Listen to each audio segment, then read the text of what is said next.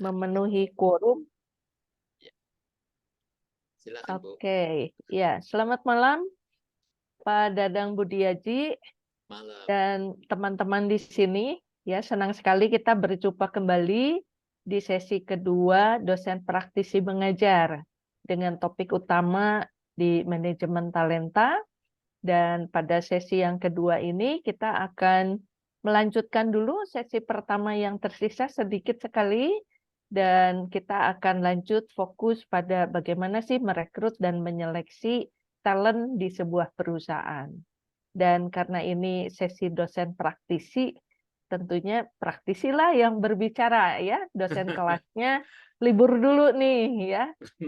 Jadi teman-teman di sini sudah belajar bagaimana konsep-konsepnya. Justru pada sesi hari ini, malam ini kita berkesempatan nih, gimana sih sebenarnya prakteknya, khususnya dari pengalaman Pak Dadang di multi garment ya, dan juga di tempat lain, di organisasi, karena Pak Dadang juga banyak berelasi dengan klien-klien, mitra-mitra yang mungkin juga mengambil sertifikasi SDM, Ya. juga punya cerita pengalaman yang sangat luar biasa.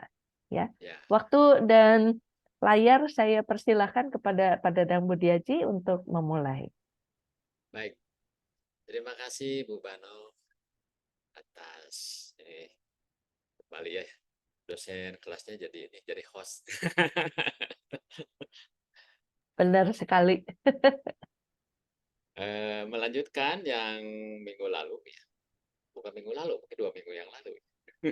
Ya, 2 Kepotong minggu yang lalu ya, kita potong kepotong libur, libur. ya, libur hari lahir Pancasila ya, 1 Juni. Ya, Ya. Jadi kita punya 4 sesi. Jadi skopnya adalah manajemen talenta. Manajemen talenta sendiri sih sebenarnya luas dari mulai perencanaan sampai pengendalian di ujung. Nah, kemarin di sesi 1 itu baru kita bicara gambar besar ya, atau big picture daripada manajemen talenta. Di ke masing-masing fungsinya itu kita baru sepintas-sepintas. Dan 2 minggu yang lalu itu lumayan cukup seru ya diskusinya. Jadi dari teman-teman mahasiswa ini banyak juga yang mengajukan pertanyaan. Justru itu yang diharapkan sebenarnya. Kadang-kadang sih pengalaman praktis saya itu mesti dipancing oleh pertanyaan. Baru bisa dikeluarin mereka kalau kembali, oh saya pernah ketemu ya satu contoh kasus atau satu pengalaman praktik yang seperti ini. Jadi memang pertanyaan itu bisa merangsang gitu keluarnya memori gitu ya, sehingga bisa sharing. Saya mohon izin untuk sharing, melanjutkan beberapa slide ya dari materi yang 2 minggu yang lalu. Setelah itu nanti kita masuk ke yang memang sudah direncanakan di sesi 2. Sesi 2 ini sebenarnya kita bicaranya ya kalau secara konvensional disebutnya rekrutmen seleksi. Tapi kalau dikaitkan dalam konteks talent management ini disebut talent acquisition ya, atau akuisisi talenta gitu ya, supaya lebih keren lah istilahnya akuisisi talenta. Baik, ini slide saya untuk yang kemarin ya, 2 minggu yang lalu. Kemarin itu kalau nggak salah sudah sampai kepada instrumen ya, baru ya instrumen untuk memprofilkan talent ya. Kemarin itu sampai sini kalau nggak salah. Jadi ini secara sekuensial ya, urut-urutan bagaimana kita mengidentifikasi profil dari talent. Jadi saya review sedikit. Kemarin itu kita punya garis startnya itu dari job analysis. Karena justru ini bagian penting untuk bisa memprofilkan pekerjaannya dulu. Jadi ini pertama-tama memprofilkan pekerjaannya dulu. Ya, output yang kita peroleh dari satu analisis jabatan atau biasa disingkat ANJAB itu adalah urian jabatan, spesifikasi jabatan, dan standar kinerja. Nah, inilah justru yang menjadi bahan. Lebih lanjut kita mulai melakukan talent profiling. Ya. Jadi si talentnya itu kita profilkan dengan pembanding dokumen ini, pembandingnya itu kan. Jadi kita melanjutkan dengan penilaian potensi dan kompetensi. Ini kenapa saya pisahkan antara potensi dan kompetensi. Sebab bisa saja kalau dalam pemahaman yang lebih spesifik, penilaian potensi itu instrumen yang lebih banyak digunakan itu sebenarnya adalah pemeriksaan psikologi. Ya, kalau untuk potensi itu karena emang gali sesuatu yang sebenarnya belum muncul. Ya, tetapi kita tahu di dalam diri seseorang itu ada satu kekuatan, ya, satu potensi yang belum keluar, ya, tapi ada dalam diri orang itu sehingga memerlukan alat bantu yaitu instrumen-instrumen pemeriksaan psikologi. Nah, sedangkan penilaian kompetensi sendiri, kompetensi itu sebenarnya lebih luas, ya, lebih luas. Ada juga mengartikan kompetensi itu di dalamnya itu sebenarnya macam-macam. Ada juga yang mengartikan bahwa potensi adalah bagian dari kompetensi juga.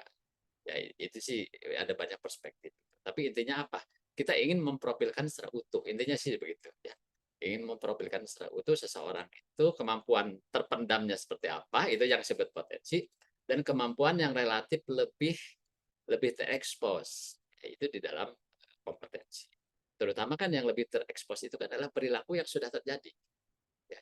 Atau secara langsung kita ketemu orang ini bagaimana dia bicara, bagaimana dia merespon sesuatu. Nah, itu sudah kepada yang sifatnya observable, yang lebih kasat mata. Ya. Nah, ini adalah untuk mengisi dimensi potensi dan kompetensi. Ya. Kedua, untuk mengetahui profil kinerjanya, jadi achievement dia, ya, pencapaian target-target pekerjaan. Ya, kalau dalam arti yang lebih khusus barangkali penilaian kinerja ini fokus kepada hasil kerja, ya, hasil kerja. Kalau yang klasik itu biasa yang dipakai itu QCD, ya, quality, cost, and delivery. Kualitas hasil kerjanya bagaimana, cost-nya bagaimana, apakah efisien tidak, ya. Kemudian delivery time.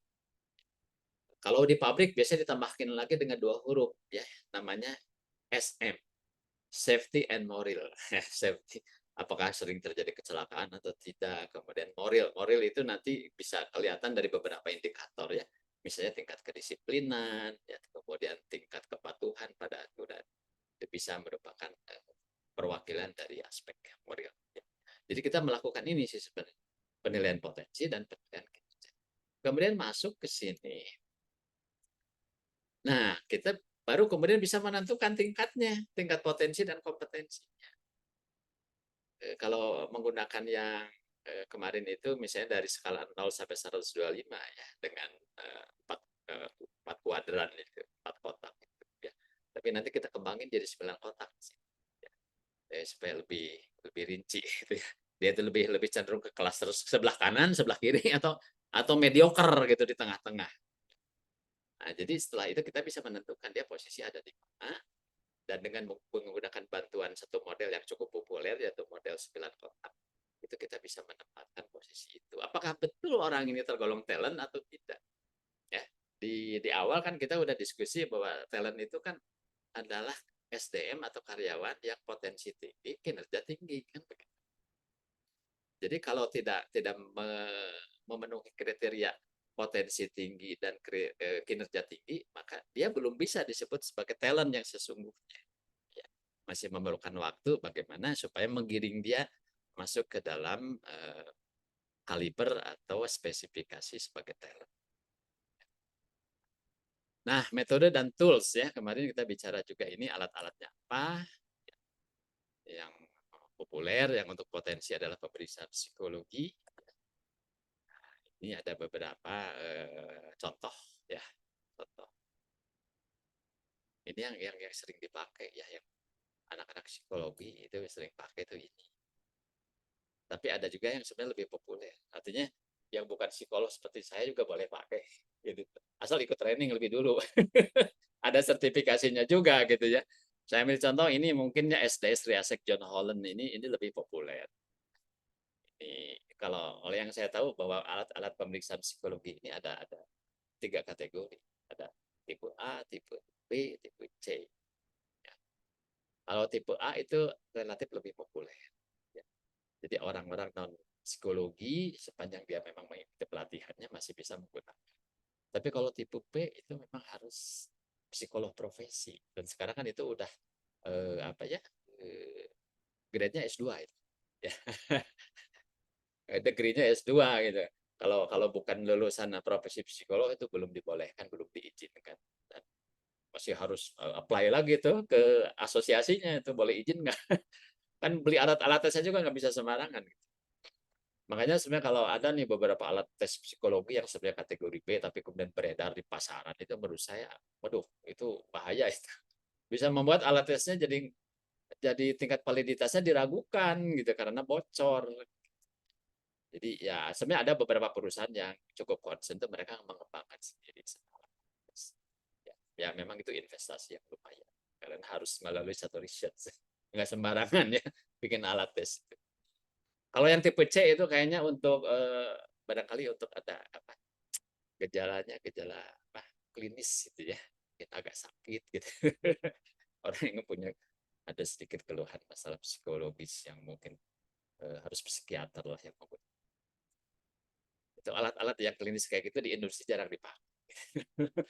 Biasanya itu untuk yang memang punya masalah kejiwaan. Ada ya, istilahnya abnormalitas.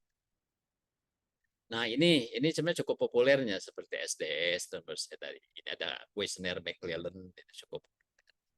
Kalau yang ini sih sebenarnya memang digunakan oleh profesional psikolog ya, seperti ST, DAT, kemudian Papi Kostik. Ya. Ada sih sebenarnya yang populer juga yang saya sering pakai itu di ISG. Bu Barlo juga familiar di ISG. Itu cukup cukup populer juga itu. Ya. Nah, ini contoh ya, contoh yang kemarin juga saya kasih apa minta teman-teman kasih pendapatnya kalau profil kayak gini mau dilulusin apa enggak gitu. Tapi ternyata memang banyak yang apa di bawah kriteria standar.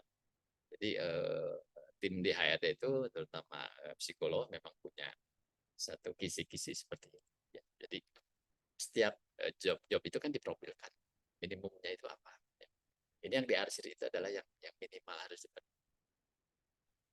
Jadi kalau sebagian besar terpenuhi berarti suitability-nya cukup tinggi. Mungkin bisa 80%, bisa 90%. Tapi kalau di bawah 70, seperti yang memang dipakai di tempat saya, passing grade-nya 70%. Ada caranya ngitungnya, formulanya gimana gitu ya. Untuk menentukan, oh ini sekian persen, sekian persen, sekian persen.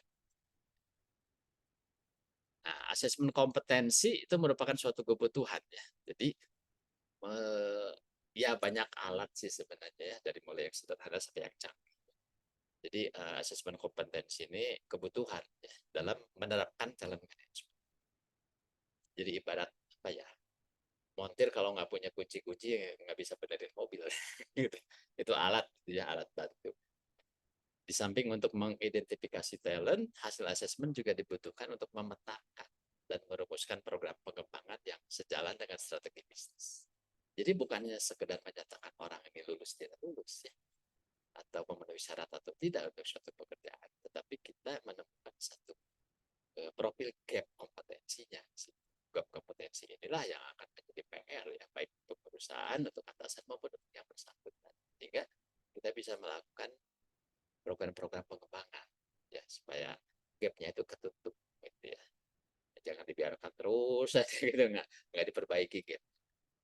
Adapun yang dimaksud dengan kompetensi adalah kemampuan dan karakteristik yang dimiliki seseorang berupa pengetahuan, keterampilan, sikap, perilaku yang diperlukan dalam pelaksanaan tugas. Tools dan metode asesmen kompetensi. Nah, beberapa alat penilaian berbasis kompetensi dapat berupa, jadi sebenarnya kalau bicara asesmen itu, metodenya banyak sebenarnya, bukan cuma tes. Bukan cuma tes. Ada beberapa ya. Dapat berupa wawancara, dapat berupa studi kasus, bisa juga pusat penilaian. Nah, pusat penilaian ini adalah metode yang boleh dibilang paling canggih. Jadi kalau pusat penilaian itu bukan artinya ini adalah suatu gedung di mana orang di sana biasa dinilai, bukan gitu ya. Bukan satu unit organisasi sebenarnya pusat penilaian, tapi suatu metode untuk menilai kompetensi seseorang, sebutnya assessment center. biasanya kan kita punya punya kesan kalau assessment center itu adalah suatu tempat di mana orang dikumpulin di situ kemudian dinilai.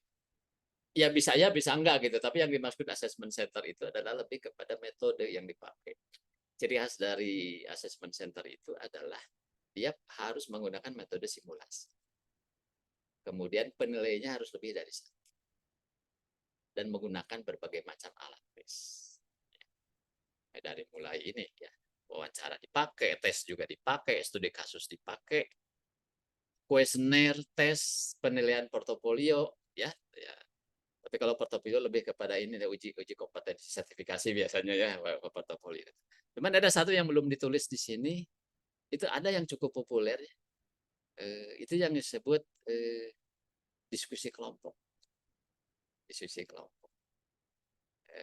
Ya mungkin studi kasus, tapi bukan perorangan, tapi dilihat interaksi dalam satu kelompok. FGD ya, Pak Dadang. Ya, mirip post focus group discussion. Ya. Hanya ada kata-kata tambahan yaitu diskusi kelompok tanpa pimpinan. Tanpa pimpinan disuruh dikasih satu kasus nih, ada beberapa orang kasih kasus, dibiarin aja mereka kayak gimana coba mereka menyelesaikan. Sehingga bisa LDG ya. Ya bisa dilihat seperti apa sih potensi leadership-nya, komunikasi dan sebagainya. Nah, adapun kompetensi teknis, ini teknis ya. Proyek dan tugas adalah dua penilaian berbasis kompetensi yang terkenal.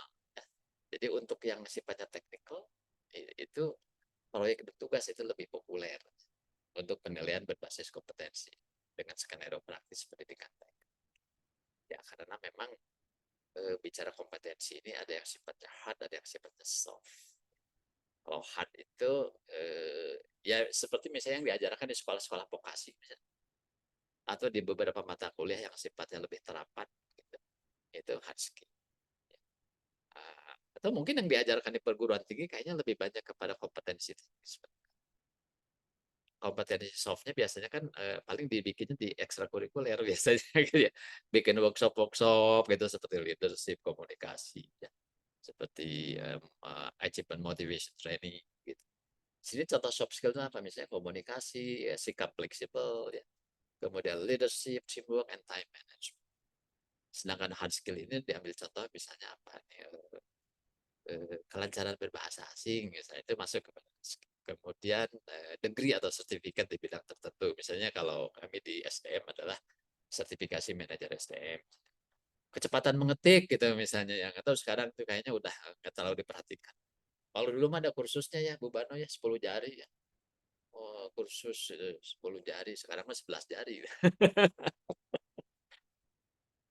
Nah, dulu mah itu sering ya tahun 80-an lah mungkin. 80-an zaman saya masih kuliah, Bu Bano masih kuliah juga itu masih ada tuh kursus mengetik 10 jari.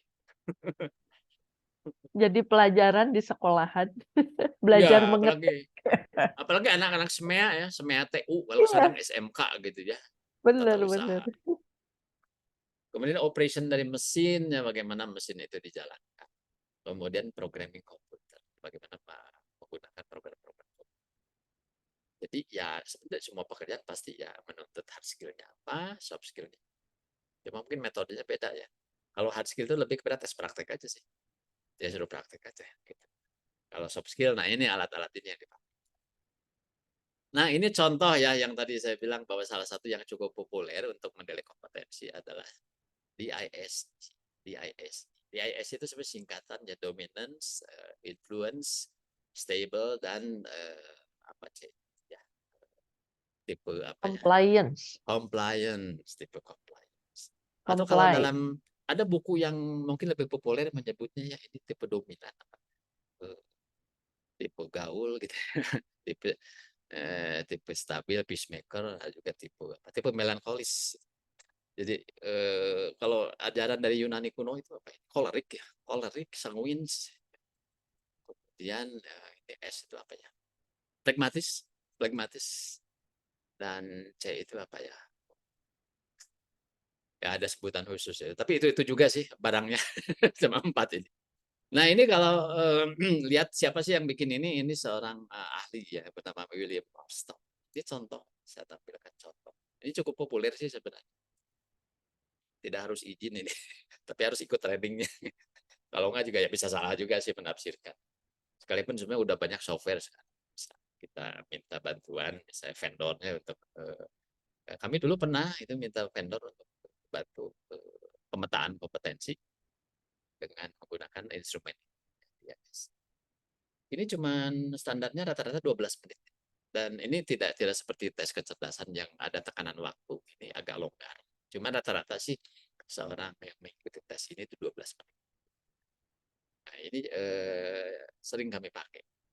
Bahkan pernah kami melakukan asesmen kompetensi untuk level menengah ke atas. Ya. Bahkan pernah ini jadi objek penelitian ya, Bu Barno ya. Ada mahasiswa yang ambil skripsi dengan topik ini. Nah, berikutnya kita masuk ke penilaian kinerja ya, atau performance appraisal. Kinerja itu sendiri dapat didefinisikan secara sederhana dalam hal pencapaian tujuan yang terukur. Tetapi kinerja bukan hanya masalah apa yang dicapai orang, tapi juga bagaimana mereka mencapainya. Jadi what dan how.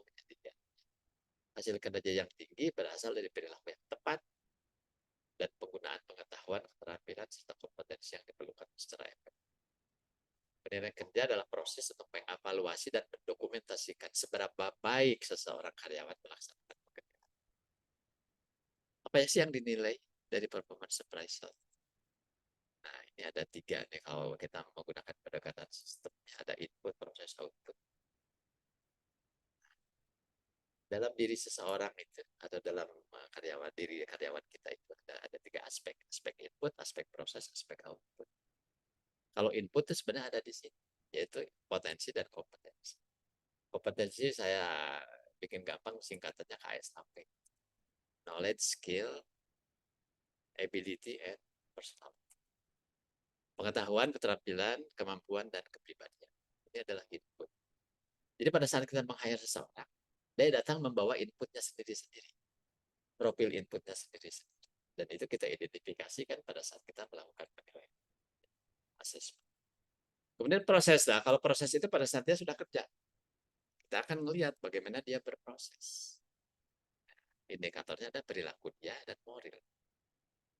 Ya perilaku juga sih, tapi moral lebih merupakan semangat dia, ya komitmen dia untuk mengikuti SOP, mengikuti regulasi yang berlaku. Dan output bisa apa yang diukur ya, setidaknya inilah yang mungkin cukup populer ya kalau di perusahaan. Kita harus mengukur produktivitas, output per inputnya. Kalau di kami di garment itu seorang tukang jahit berapa potong celana yang dihasilkan dalam sehari gitu. Itu produktivitas.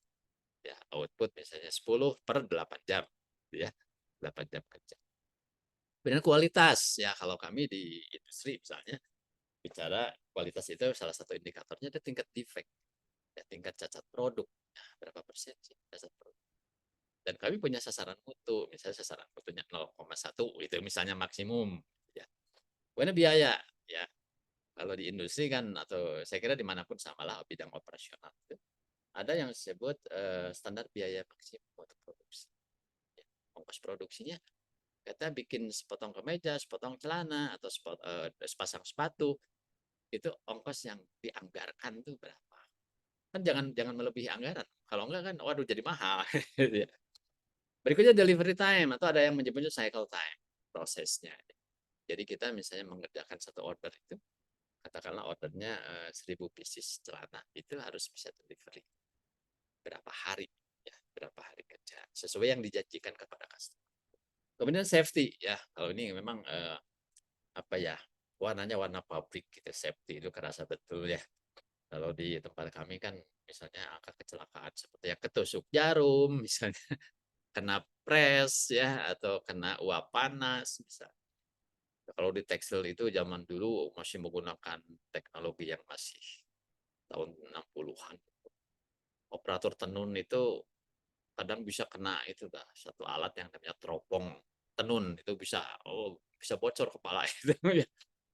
Itu safety ya. Ya. Tapi sekarang kalau kita lihat juga kalau kita lihat kecelakaan kerja justru yang paling banyak sekarang kecelakaan lalu lintas. Kecelakaan lalu lintas. dan ini agak susah kontrolnya, udah di luar pabrik misalnya gitu ya.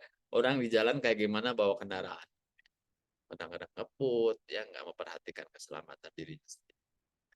Jadi kalau penilaian prestasi itu sebenarnya lebih kepada output dan proses. Jadi kalau mau di breakdown, apa sih yang mau diukur ya ini, ya output dan proses. Sedangkan input ini lebih kepada yang tadi, melihat potensi dan kompetensi. Jadi sebenarnya ini cukup komprehensif ya pada saat kita melakukan profiling ya dari seorang talent. Nah ini contoh form ya penilaian kinerja yang konvensional, gitu ya, yang mungkin pendekatan masih subjektif. Ya sekalipun ada beberapa bisa aja didukung oleh data objektif, misalnya data dari payroll misalnya ya, kehadiran karyawan, sering bolos atau enggak, sering telat atau enggak, bisa juga dibikin standar dari sini. Ya. Nah, tapi kalau lihat formulir seperti ini, kayaknya lebih mengandalkan daya ingat si atasan. Agak dia terawang sedikit gitu ya, apalagi anak buahnya banyak gitu ya. Mungkin agak subjektif. Makanya kemudian ini sih kalau di tempat kami ada 2 penilai ya, supaya untuk bisa mereduksi subjektivitas. Ada penilai 1, penilai 2. Di atasan langsung, atasan berikut. Ini satu contoh ya. Ya kalau sekarang itu kan ingin lebih objektif, mulai menggunakan data-data kuantitatif yaitu pencapaian KPI. Ya. Nah, Pak apa Dadang, peran ya? boleh dipotong sedikit soal yang Boleh? tadi penilaian itu Ya. frekuensinya berapa lama sekali penilaian itu? Penilaian itu setahun sekali pada umum. Oh, Setahun sekali. nggak Kalau kelamaan. Makanya tadi kan ini para ini bos appraisal di ujung, di ujung. pakai teropong. Ya, ya. Makanya dia harus mengingat-ingat, atau kalau datanya ada di HRD ya kita bisa kasih sih, misalnya data kehadiran anak buah, dia punya anak buah 10 orang ya kita kasih datanya.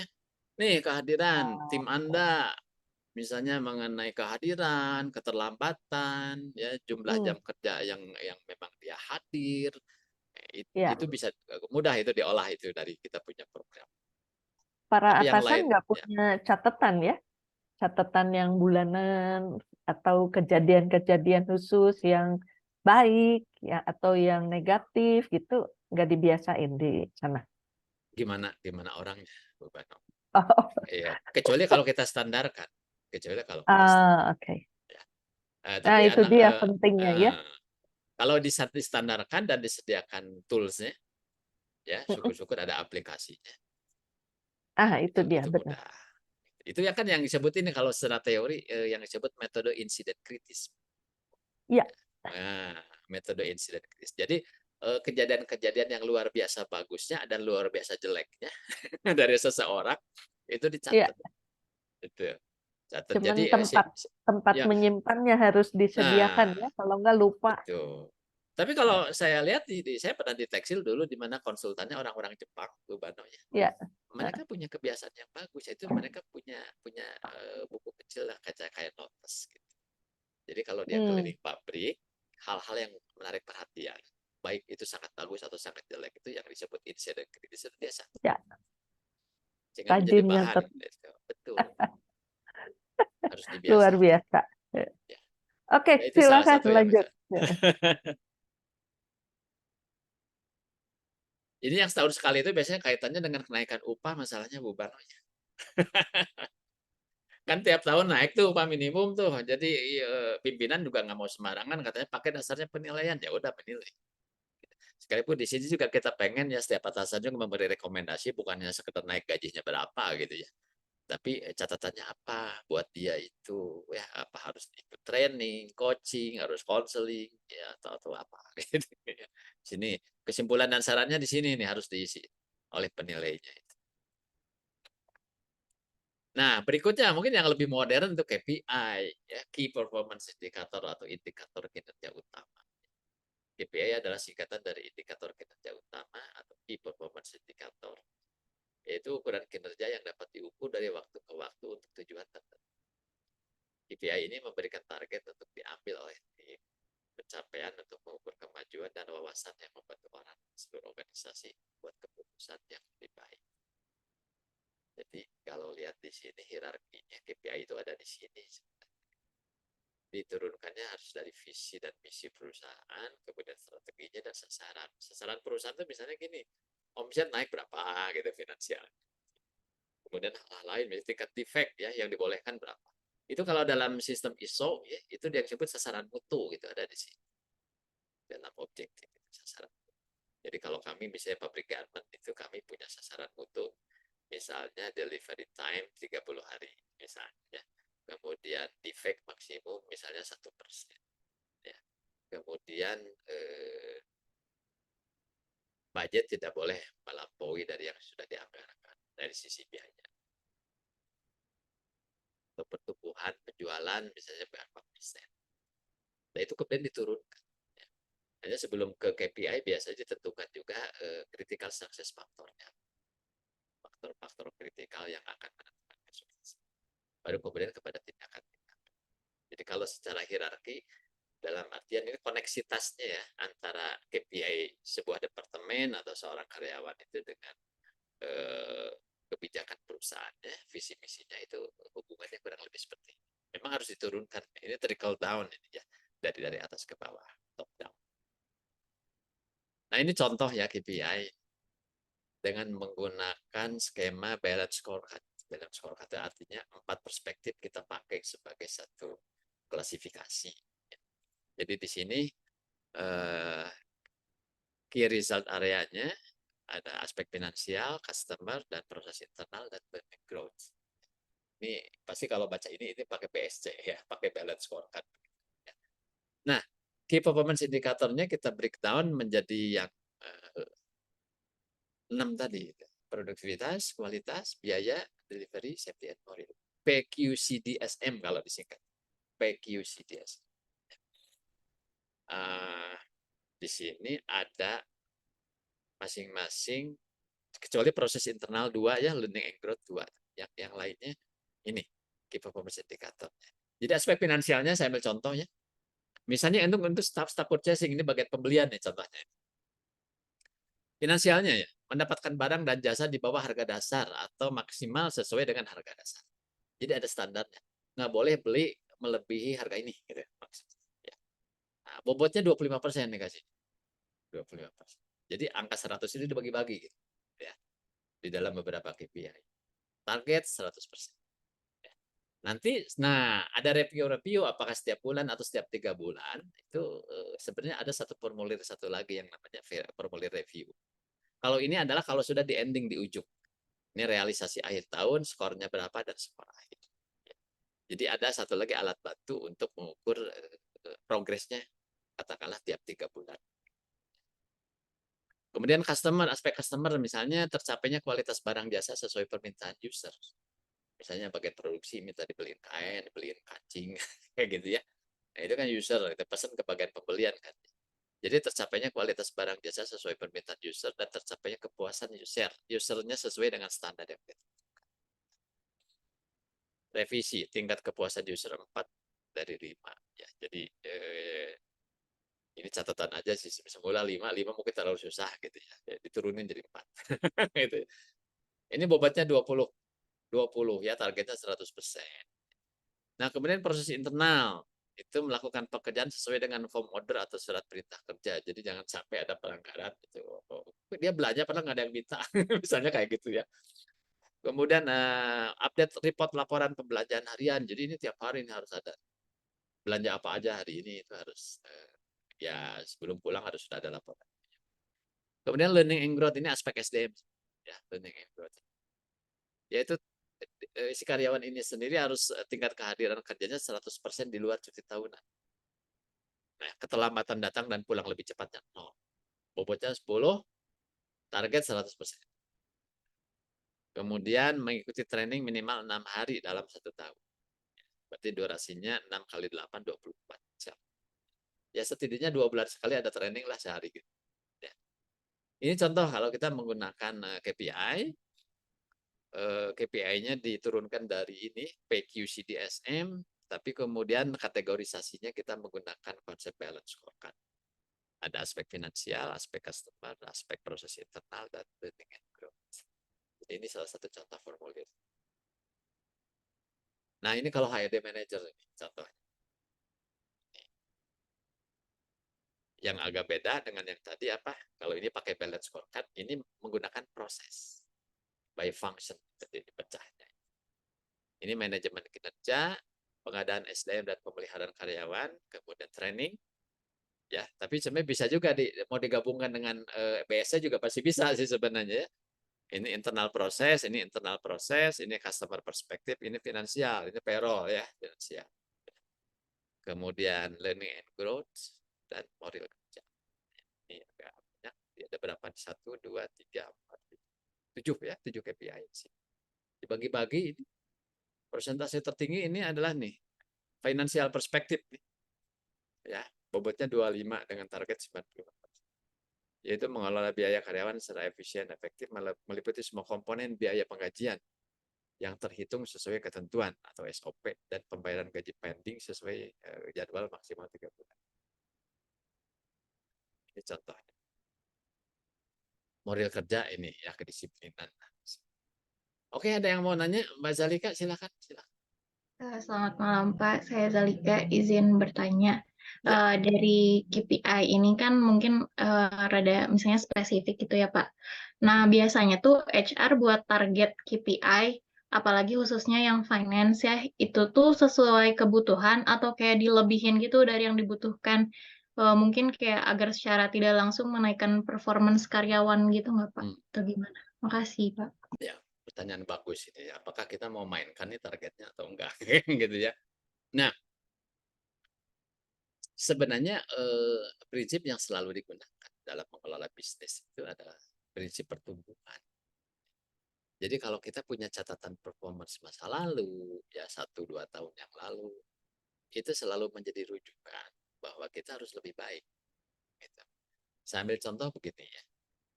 COVID kan tahun 2020 tuh terjadinya, bulan Februari, Maret. Nah, seketika nih tahun 2020 itu banyak kita melakukan revisi target. Kenapa? Karena pabriknya aja kan juga nggak bisa beroperasi secara maksimal. Ya dibatasi kan. Toko-toko kayak kami itu kan di departemen store banyak yang tutup. Atau nggak boleh buka dulu, wah bingung kan. Maka pada saat terjadi seperti itu, maka kita melakukan penyesuaian. Ya. Jadi pada umumnya kalau pengusaha ya Zalika juga kalau jadi pengusaha kayaknya bakal kayak gitu ya. Selalu ngerujuknya ke best performance di masa lalu. Best performance masa lalu itu menjadi benchmark atau rujukan supaya yang kita jalani sekarang dan tahun-tahun berikutnya harus lebih baik. Kenapa harus lebih baik? Karena tuntutan pun juga lebih berat. Saya ambil contoh ya, tiap tahun upah harus naik kan, upah minimum. Kan itu harus terkompensasi dengan pertumbuhan usaha. Kalau enggak nanti susah bayar upah, nggak cukup duitnya. Ya. Jadi hukum pertumbuhan itu dipakai. Mungkin saja ada kayak gini lah. Misalnya tahun kemarin itu kita penjualan 1 juta pieces. Tetapi kenaikan UMK kan bisa sampai 10%. Maka kemudian itu kan harus terkompensasi. Maka biasanya targeting untuk tahun berjalan itu juga ditambah 10% setidak-tidaknya. Setidak-tidaknya. Ada juga yang menggunakan udah di up sedikit, dinaikin. Ya. Pengambilan keputusan itu kan pakai 2 skenario ya. Ada skenario optimis, skenario pesimis. Nah, sekarang ini akibat COVID ini mengambil keputusan banyak lebih hati-hati. Ya. Tahun 2019 biasanya dijadikan benchmark, termasuk di tempat kami. 2019 itu kan sebelum COVID, itu boleh dibilang sih performance-nya bagus. Tapi tahun 2020 karena sampai 2021, ya 2 tahun lebih itu dihantam COVID, itu bisa drop sampai 50%. Sampai. Ya. Kalau untuk kaitan dengan bisnis. Kalau yang tidak direct dengan bisnis, seperti misalnya kehadiran, ya kalau kehadiran sih saya kira standar, ya orang harus hadir 100%. Harus hadir 100%. Jangan banyak bolos. Kalaupun ditolerir seperti tadi dilihat ya di dalam contoh formulir, itu cuti tahunan. Karena cuti tahunan itu kan hak normatif ya, hak karyawan. Ya udah, jadi ngitungnya itu adalah kehadiran 100%, tapi di luar cuti tahunan yang 12 hari setahun itu. Jadi kalau misalnya dalam setahun kita berapa hari kerja sih? Ya, rata-rata kan sebulannya 21 hari. Ya kalau yang 5 hari kerja tuh, Sabtu Minggunya off ya. Itu rata-rata 21 hari itu sebulan kali 12. Atau kalau mau gampang hitungnya ya sebulan rata-rata orang kerja 20 hari. 20 hari kali 12. Berarti sebenarnya hari kerjanya 204. Dikurangi dulu tuh 12 cuti tahunan. Dan di Indonesia itu karena libur nasional juga banyak banget lagi. Itu juga menggerus juga itu sebenarnya. Nah, jadi kembali ke pertanyaan tadi, hukumnya hukum pertumbuhan. Ya. Apalagi yang kaitannya dengan pertumbuhan bisnis itu. Yang dirujuk adalah base performance di masa lalu. Maka dari itu data historis itu selalu dijadikan acuan. Ya. Pencapaian perusahaan kita 5 tahun terakhir seperti apa, gitu itu dilihat data itu untuk menentukan targeting di tahun berjalan atau tahun berikutnya. Begitu, Zelika ya.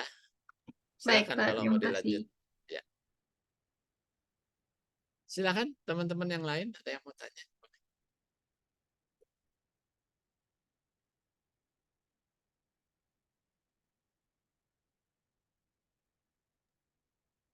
Ayo, yang lain. Silakan. Mungkin lanjut dulu aja, Pak. Oke, kita lanjut dulu ya slide ini ya. Nah, kita tadi di sini contoh KPI. Ya. Nah, ini contoh hasil profiling. Ini contohnya punya saya sendiri. Contoh profiling. Ini dengan menggunakan instrumen DISC tadi. DISC. Tapi kami menggunakan vendor. Ya. Jadi kan kita harus cerita nih kayak gimana. Karena ini vendor ini dia punya software yang bagus. Sebenarnya saya juga punya software, tapi masih berbahasa Inggris gitu ya. Sedangkan kita pengennya langsung bahasa Indonesia lah, gitu ya.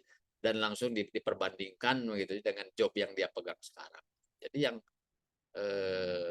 kenapa kami pakai vendor ini? Karena dia bisa memprofilkan pekerjaan. Nah, ini profil memprofilkan pekerjaan dan memprofilkan orangnya dari sisi kompetensi. Dengan basis konsepnya dari Marston ya, BISG tadi. Ini kalau nggak salah jumlah unit kompetensinya itu ada 39 Bu Bano, ada 39 kompetensi. Jadi di dalam kompetensi pokoknya itu. Ya. Nah, jadi dia menggunakan 2 formulir. Satu formulir adalah untuk job profiling. Satu lagi formulir untuk person profiling. 2. Dan kemudian mereka kawinkan itu ya di dalam software mereka itu sehingga muncullah laporan seperti ini. Jadi ini laporan yang pertama adalah job profile untuk jabatan senior manager atau GM HRD. Jadi di sini deskripsinya seperti ini. Jadi karena ini pakai teori DISC kan, jadi profilnya itu seperti ini. Ternyata profil jabatan saya itu ini adalah ICS, ICS profilnya. Ya. Ini yang tinggi tinggi dibaca lebih duluan, gitu ya. Kedua kan C ya, ketiga S, ICS. Ini jelasin ini mesti workshop sehari nih baru jelas.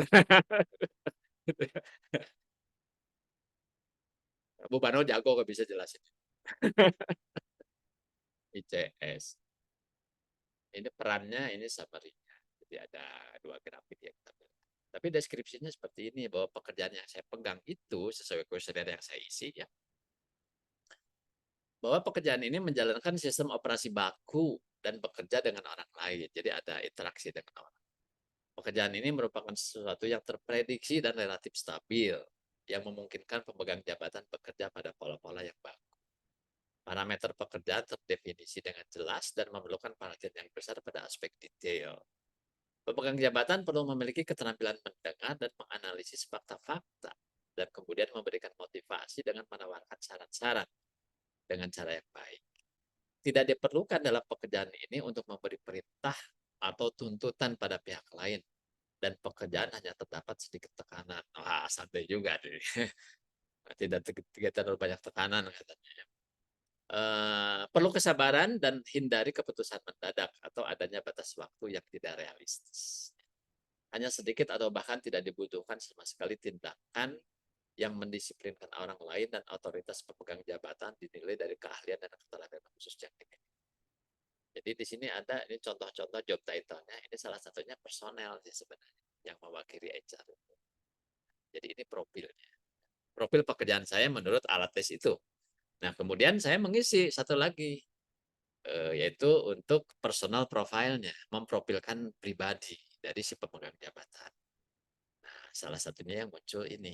Sebenarnya ada satu lagi yang berlembar-lembar itu bisa sampai 20 halaman. Itu deskripsinya panjang banget. Tapi resumenya ini sih sebenarnya. Resumenya. Pada saat diperbandingkan. Ini yang disebut tingkat kesesuaian kompetensi. Berapa persen sih kompetensi yang ada pada seseorang itu sesuai dengan tuntutan pekerjaannya. Gitu. Kan itu sebenarnya yang mau kita tentukan. Ya. Jadi ini nama saya, jabatannya ini, Senior Manager HR. Muncul 10 kompetensi yang memang dituntut oleh jabatan saya ini. Pertama adalah creating, kedua coaching, ketiga customer service, keempat komunikasi oral, komunikasi lisan, kemudian persuasiveness, relating, kemudian keyboard skill. Nah, baru dengar ya keyboard skill. Ada keyboard skill. Kemudian komunikasi tertulis, integritas, dan kepedulian organisasi. Ternyata profil saya seperti ini. Nah, yang warna hitam itu adalah yang diharapkan. Peran yang diharapkan itu segitu. Ya, yang dituntut oleh pekerjaan. Sedangkan yang warna abu-abu itu adalah potensi yang saya punya. Sifat alami yang saya punya gitu. Ketemulah di sini kan ada gap-gapnya kelihatan kan. Jadi saya yang paling kuat saya di sini nih 100% loh. Integrity sama kepedulian organisasinya saya 100%. Tapi yang lemah apa? Creating-nya kayaknya saya kurang kreatif. Jadi dituntut harus lebih kreatif gitu. Kan ketemu gap-nya kan. Oh, dari hasil tes ini berarti Anda harus misalnya ya ikutlah pelatihan atau workshop ya untuk meningkatkan kreativitas. Terus apalagi yang kurang? Ya kayaknya ini aja sih yang 69%. Kesimpulannya, nah ini secara keseluruhan profil saya itu memiliki tingkat kesesuaian sebagai senior manager atau GM HRD 85%. Gitu. Jadi kan bisa ditaruh tuh di kotak yang mana. Kalau pakai skala 1 sampai 100 berarti di potensinya sendiri saya ada di 85%. Tinggal yang performance-nya kan, performance saya berapa persen gitu. Nanti ketemu saya posisinya di cluster yang mana gitu. Apakah saya masuk top talent atau belum masuk top talent gitu. Jadi sebenarnya sederhana aja sih memprofilkan talent itu ya cuma begitu. Ini top talent itu kan yang ini. Ya, kalau dia masuk di ya ini mau pakai angka berapa ya, kalau pakai angka di sini yang tadi contoh itu sampai angka 100. Jadi angka mentok di situ angka 100. Ya. Kalau performance 100, potensi 100 ada di sini. Di ujung ini. Tapi kalau saya misalnya 85, katakan ada di sini ya. 85 di sini, potensinya performance berapa? 80 misalnya ada di sini, berarti saya masih ada di sini. Nah, nanti yang lain bisa dimasukin. Ada di mana? Nah, jadi the real talent itu sebenarnya ada yang ada di top di pojok ini. High performer and high potential. Alat yang kita pakai ya salah satunya yang mungkin sederhana adalah kami menggunakan DISC. Pernah juga sih menggunakan assessment center. Ya. Cuma itu memang lama lagi prosesnya ya. Format laporannya juga membacanya juga nggak gampang format laporan. Nah gitu kurang lebih. Silakan ada yang mau ditanyakan nggak? Ini udah selesai. Ini kalau mau referensi lebih lanjut bisa diklik aja ya untuk baca-baca lebih lanjut. Gitu untuk yang memprofilkan talent. Silakan ada yang mau tanya, boleh. Ya, teman-teman. Nah, Nah, sudah ada itu Grace. Silakan. Malam silakan, Pak, Malam. ingin Di bertanya. open dong kameranya.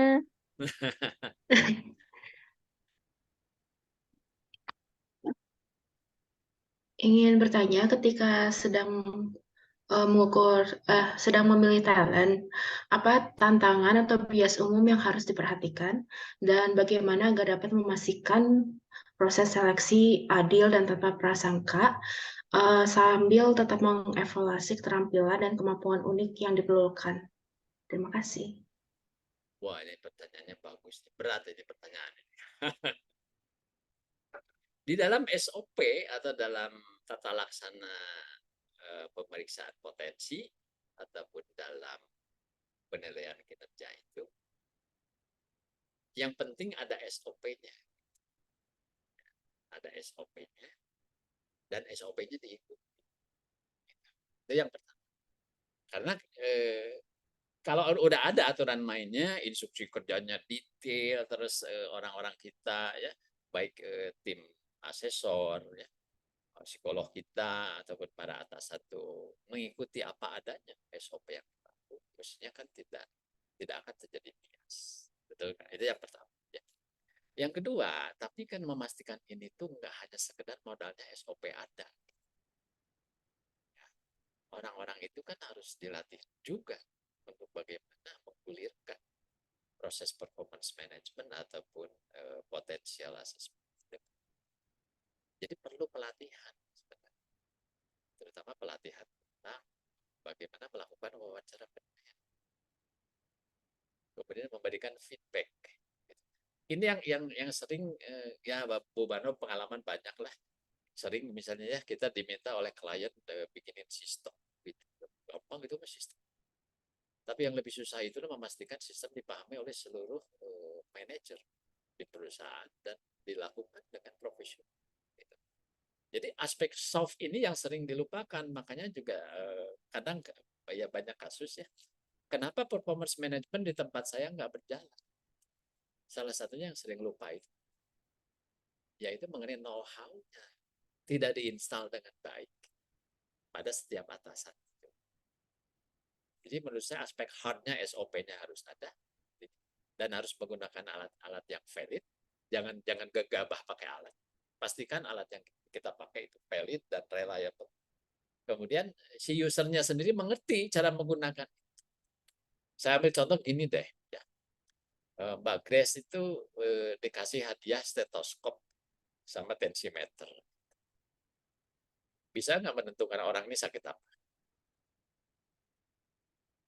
Karena tidak belajar kedokteran. Betul nggak? Harus diajarin dulu, minimal kursus lah cara menggunakan stetoskop, cara menggunakan tensimeter gitu ya, baru bisa. Tapi juga mungkin masih kurang karena menafsirkan lebih lanjutnya juga kan karena tidak belajar ilmu kedokteran. Jadi harus ada pembekalan mengenai kompetensi atau tata cara bagaimana menggunakan alat-alat. Nah, kalau dalam pelajaran tentang wawancara ya ini juga, tapi sebenarnya ini bisa diatasi ya kalau orang-orangnya terlatih sih. Pernah dengar istilahnya efek halo? Efek halo itu si pewawancara atau si penilai itu terkesan dengan hal yang paling menonjol dari orang itu. Misalnya Grace itu saya wawancara.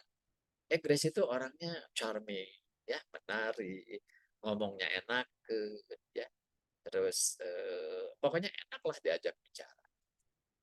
Saya sangat terkesan. Maka kesan saya yang sangat positif itu bisa menutupi hal-hal yang lain.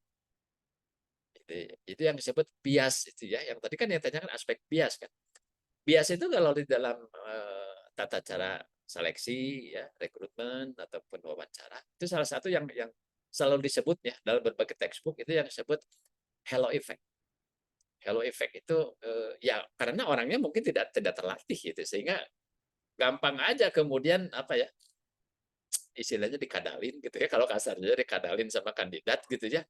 Oh ini kandidat ini memang aktor yang baik gitu ya. Kalau Grace itu seorang aktris yang baik, bisa berperan begitu charming di depan seorang asesor atau penilai, maka penilai itu akan ya pokoknya udah bagus deh pokoknya. Padahal lupa nggak digali gitu hal-hal lainnya yang mungkin bisa berbeda fakta. Jadi jawaban sederhananya SOP harus ada dan pastikan SOP-nya benar. Gunakan alat-alat yang valid, syahid, dan konsisten hasil. Kemudian orang-orang yang akan menjalankan proses itu harus dilatih lebih dulu. Dan itu yang sering ya kalau di perusahaan-perusahaan itu lupa. Jangan cuma dikasih formulir, jangan cuma dikasih SOP, suruh jalan sendiri. Saya jamin itu nggak akan mencapai yang diharapkan. Ibarat tadi ya, Grace dikasih stetoskop dan tensimeter tuh nggak bisa pakai. Gitu, Pak Grace ya, jawabannya. Baik, Pak. Terima kasih. Silakan yang lain. Mungkin sambil jalan Pak ke Ya. yang slide yang baru itu ya. Oke, kita masuk ke Boleh. slide yang memang diperuntukkan untuk sesi kedua. Jadi ini slide sesi kedua ini bicara tentang mencari talent dan memilih talent. Jadi ya sebenarnya ini yang disebut akuisisi.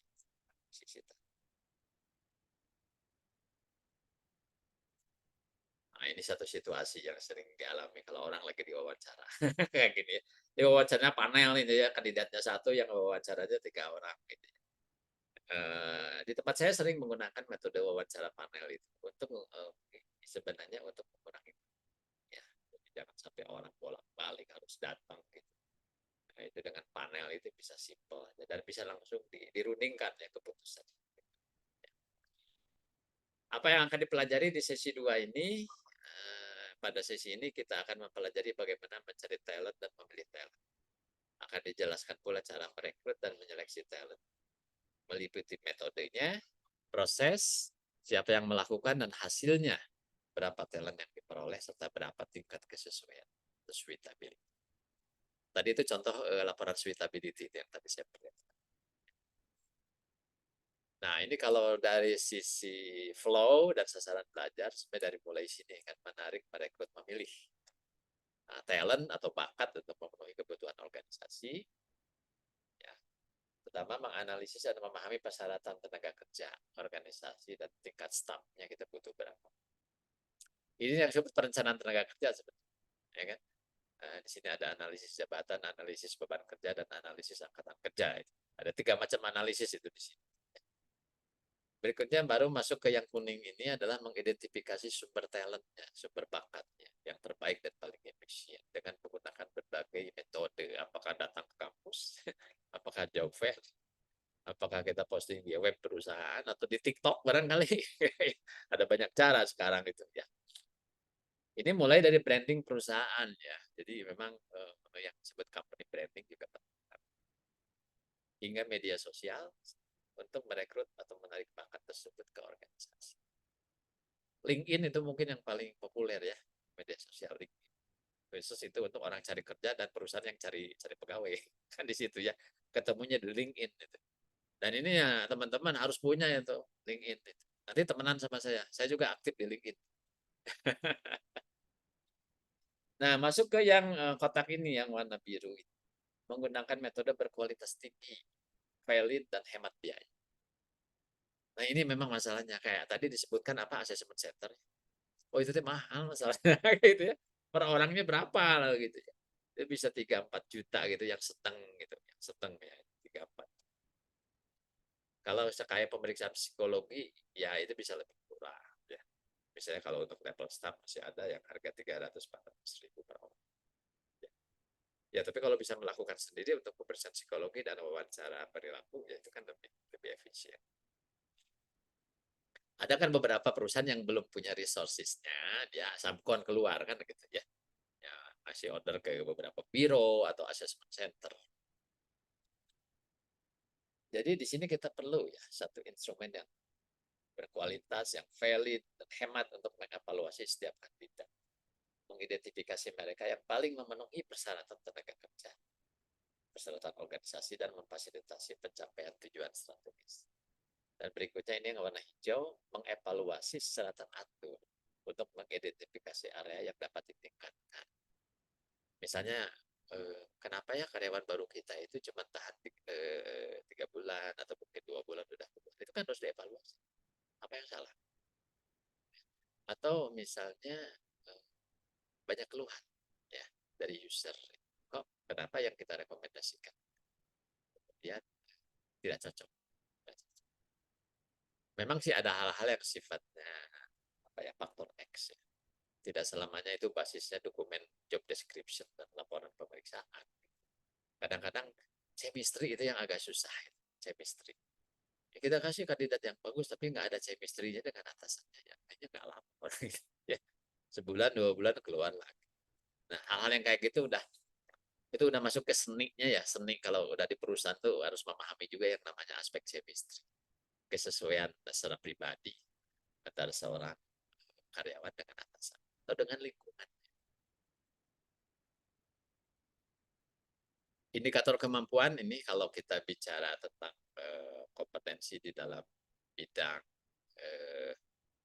akuisisi talent itu ini ya, memahami kebutuhan talenta, organisasi kita dan bisnis kita seperti apa, kemudian menggunakan berbagai macam sumber talent dan metode perekrutan untuk menarik pelamar yang memenuhi syarat.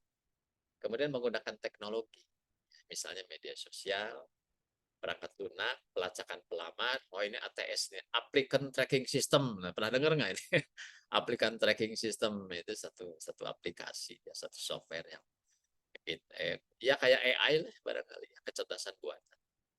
Tapi kita bisa memanfaatkan. Dan itu kalau saya lihat sih apa yang diberikan layanannya lah, seperti oleh LinkedIn itu pakai ini sebenarnya, ya, applicant tracking system. Ya, cuma perusahaan maupun kita sebagai yang nyari kerja, kalau mau dilayani secara penuh berbayar, ya. Mesti bayar. Kalau gratisan itu biasanya kurang lah, gitu ya. Jadi ini bisa menggunakan ini. Ya. Oh, sekarang udah canggih lah, udah serba digital kan. Ya. Ini untuk mendukung pendekatan yang efektif dan efisien dalam mencari dan merekrut karyawan. Berikutnya mempromosikan dan menggunakan employer value proposition ya, untuk mencari dan merekrut pelamar. Ini untuk supaya orang-orang tahu di perusahaan apa sih yang lagi nyari itu. Ya. Menggunakan metode perekrutan yang paling tepat untuk mengevaluasi keterampilan teknis kandidat, kesesuaian dengan organisasi dan keselarasan kebutuhan kompetensi. Ya ini bisa menggunakan assessment. Termasuk kalau yang sifatnya teknis itu kita mungkin perlu mempertimbangkan skill teknis. Tes teknis. Seperti di tempat saya misalnya kita cari desainer misalnya, atau orang-orang grafis, desain, komunikasi visual itu kita minta mereka membawa portofolio atau kita kasih tugas. Jadi mengerjakan sesuatu di tempat kita dan kita observasi. Atasannya yang menilai.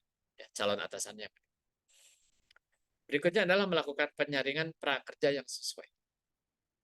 Ya, seleksi sebelum orang itu ditempatkan ke apa saja. Menerapkan program onboarding dan orientasi yang efektif bagi karyawan. Karena kalau nggak pakai ini tuh penyesuaiannya bisa lebih lama. Jadi onboarding atau orientasi itu satu program yang mencoba supaya adaptasi karyawan baru itu lebih cepat. Kemudian merancang deskripsi pekerjaan untuk memenuhi kebutuhan sumber daya organisasi. Ini beberapa. Kemudian yang berikutnya berlanjut. Ya, ini idealnya lah kemampuan yang harus dikuasai ini gitu ya. Menganalisis tingkat dan proyeksi kepegawaian untuk memperkirakan kebutuhan tenaga kerja. Mengembangkan strategi, mencari dan memperoleh tenaga kerja. Mendirikan EVV atau ya semacam satu komunitas dan merek ketenaga kerjaan. Jadi employer branding yang mendukung perekrutan pelamar berkualitas tinggi. Merancang dan mengawasi strategi efektif untuk mencari, merekrut, dan mengevaluasi kandidat. Berikutnya merancang dan mengawasi proses orientasi dan asimilasi. Merancang dan mengawasi program yang valid dan sistematis. Menilai efektivitas kegiatan akuisisi yang memenuhi kebutuhan organisasi. Nah ini yang saya sampaikan itu ini adalah indikator kemampuan, tapi bukan versi SKKN, tapi versi Human Resource Certification Institute dari Amerika. Ini standarnya kayak gini ya, wow advance memang ya itu standarnya global. Ya, nah, ya tapi nggak ada salahnya kita ingin tahu oh kalau di global itu udah sampai mana sih? Mereka standar udah sampai sini di SHRM-nya, Society of Human Resource Management. Ya, apa yang maksud talent kemarin sudah dijelaskan ya. Gampangnya apa? Orang yang punya potensi tinggi dan prestasi tinggi. Akuisisi dan rekrutmen, nah ini ya. Saya juga baru mempelajari akhir-akhir ini. Emang apa sih bedanya antara akuisisi talent sama rekrutmen itu. Ternyata ada bedanya. Ternyata ada bedanya. Jadi kalau akuisisi talent itu proses mengidentifikasi, menarik, memilih, dan mempertahankan talenta potensial perusahaan yang berkualifikasi. Adapun perbedaannya dengan rekrutmen, akuisisi ini menggunakan observasi mendalam. Sedangkan rekrutmen melalui seleksi dan wawancara. Jadi lebih permukaan aja gitu. Terlalu. Berikutnya, kalau akuisisi itu menyasar karyawan dengan kualifikasi langka dan spesifik. Sedangkan sasaran rekrutmen adalah kandidat dengan kualifikasi umum. Oh gitu bedanya. Jadi kalau di industri saya, aparel atau garment, kalau saya nyari tukang jahit atau staf administrasi atau satpam, itu sih bukan akuisisi talent, tapi rekrutmen. Ya, karena itu adalah orang-orang dengan kualifikasi yang umum yang di market itu tersedia melimpah gitu. Ya. Tapi kalau saya mencari fashion designer, fashion stylist, ya, atau ahli mesin garment, itu tersedia nggak dengan melimpah di market? Tidak. Nah, itu baru, itu masuknya kepada akuisisi talent gitu, Pak. Jadi memang di beberapa di industri apapun, di bisnis jenis apapun, maka kalau kita petakan seluruh karyawan dari mulai OP, cleaning service sampai presiden direktur, dari jabatan struktural maupun fungsional, itu ada yang kelompok ini kelompok umum, ada kelompok talent. Jadi di sini nambah satu pengertian talent, bukan hanya sekedar karyawan yang potensi tinggi, prestasi tinggi, tapi juga yang memang pekerjaan dia itu langka gitu. Tetapi dibutuhkan di industri itu. Bayangin aja kalau di tempat kami ya di industri fashion ini kita nggak punya desainer-desainer yang handal, yang kreatif. Kita mati gaya kan, nggak bisa bikin baju dengan desain baru yang bisa menjadi market leader. Itu kan perlu orang-orang yang spesial. Dan kadang mereka tuh orang-orang yang unik, yang aneh. Ya. Jadi orang-orang kreatif, orang-orang kreatif. Ya justru kita nyarinya juga susah. Kadang-kadang harus ngebajak gitu. Atau membujuk. Kalau nggak membajak kan membujuk gitu ya. Supaya bisa join di perusahaan. Nah, itu yang dimaksud talent. Jadi perbedaannya akuisisi talent dan rekrutmen secara umum itu di sini. Ya.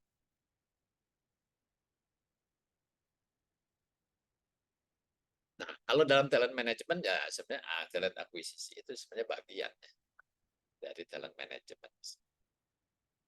Jadi kalau akuisisi itu proses menarik dan mengerjakan orang berkualitas, sedangkan manajemen talenta bagaimana Anda mengembangkan, mempertahankan karyawan. Ruang lingkupnya kan sebenarnya kalau sekuensialnya sederhana ya, rekrutmen, seleksi, kemudian rekomendasi hasil seleksi, penawaran kerja, dan orientasi kerja. Flow-nya kan cuma gini-gini aja. Nah, komponen sistem staffing, pengadaan. Jadi di sini ada dua, kiri kanan nih. Ini adalah pelamar, di sebelah kiri. Sebelah kanan adalah organisasinya atau pekerjaan. Jadi ini nanti ketemu di rekrutmen itu kita mengidentifikasi dan menarik supaya dia mengajukan diri melamar. Setelah itu kita lakukan seleksi, assessment and evaluation. Selanjutnya kita ngambil keputusan, ya, ngambil keputusan atau memutuskan yang paling matching gitu, orang itu. Kan sebenarnya seleksi itu hanya membandingkan orang dengan pekerjaan. Yang tadi itu, yang seperti contoh assessment punya saya itu, kan membandingkan pekerjaan sama orang. Berapa persen kesesuaian? Makin tinggi kesesuaian, maka dialah orang yang untuk posisi itu. Nah, nyambung tadi dengan pertanyaan Grace ya tadi ya, yang nanyain tentang apa bias itu ya. Nah, ini yang saya bilang harus ada SOP, prosedur. Nah, ini contohnya. Pengadaan SDM itu harus ada aturan main. SOP ini lampirannya berapa jenis formulir itu banyak banget itu. Di tempat saya tuh formulir yang paling banyak tuh formulir pengadaan SDM itu. Formulirnya banyak lagi. lebih banyak daripada payroll malah ya. Padahal payroll itu kan angka-angka gitu ya, upah. Tapi ternyata ini banyak sekali checklist dan sebagainya. Ya. Ini contoh prosedur. Ada lagi sebenarnya satu tampilan yaitu secara visual ya, flow chart. Ya. Tergantung lah orang, ada yang bisa baca secara narasi begini, ada yang lebih enak bacanya melalui flow chart. Tapi intinya harus ada SOP, karena kalau nggak ada SOP kita nggak bisa bilang ini orang melanggar nggak gitu. Prosedurnya nggak ada prosedur gimana dong? Iya kan? Kalau nggak ada prosedur. Seperti misalnya di perusahaan-perusahaan keluarga yang belum dibangun SOP-nya. Ownernya bisa aja mau bawa orang siapa aja dari luar suruh kerja gitu. Kita orang HRD juga bingung sendiri, ini siapa gitu. Ya, ujung-ujungnya dipanggil sama direksi, ini katanya ini nanti di sono kerja.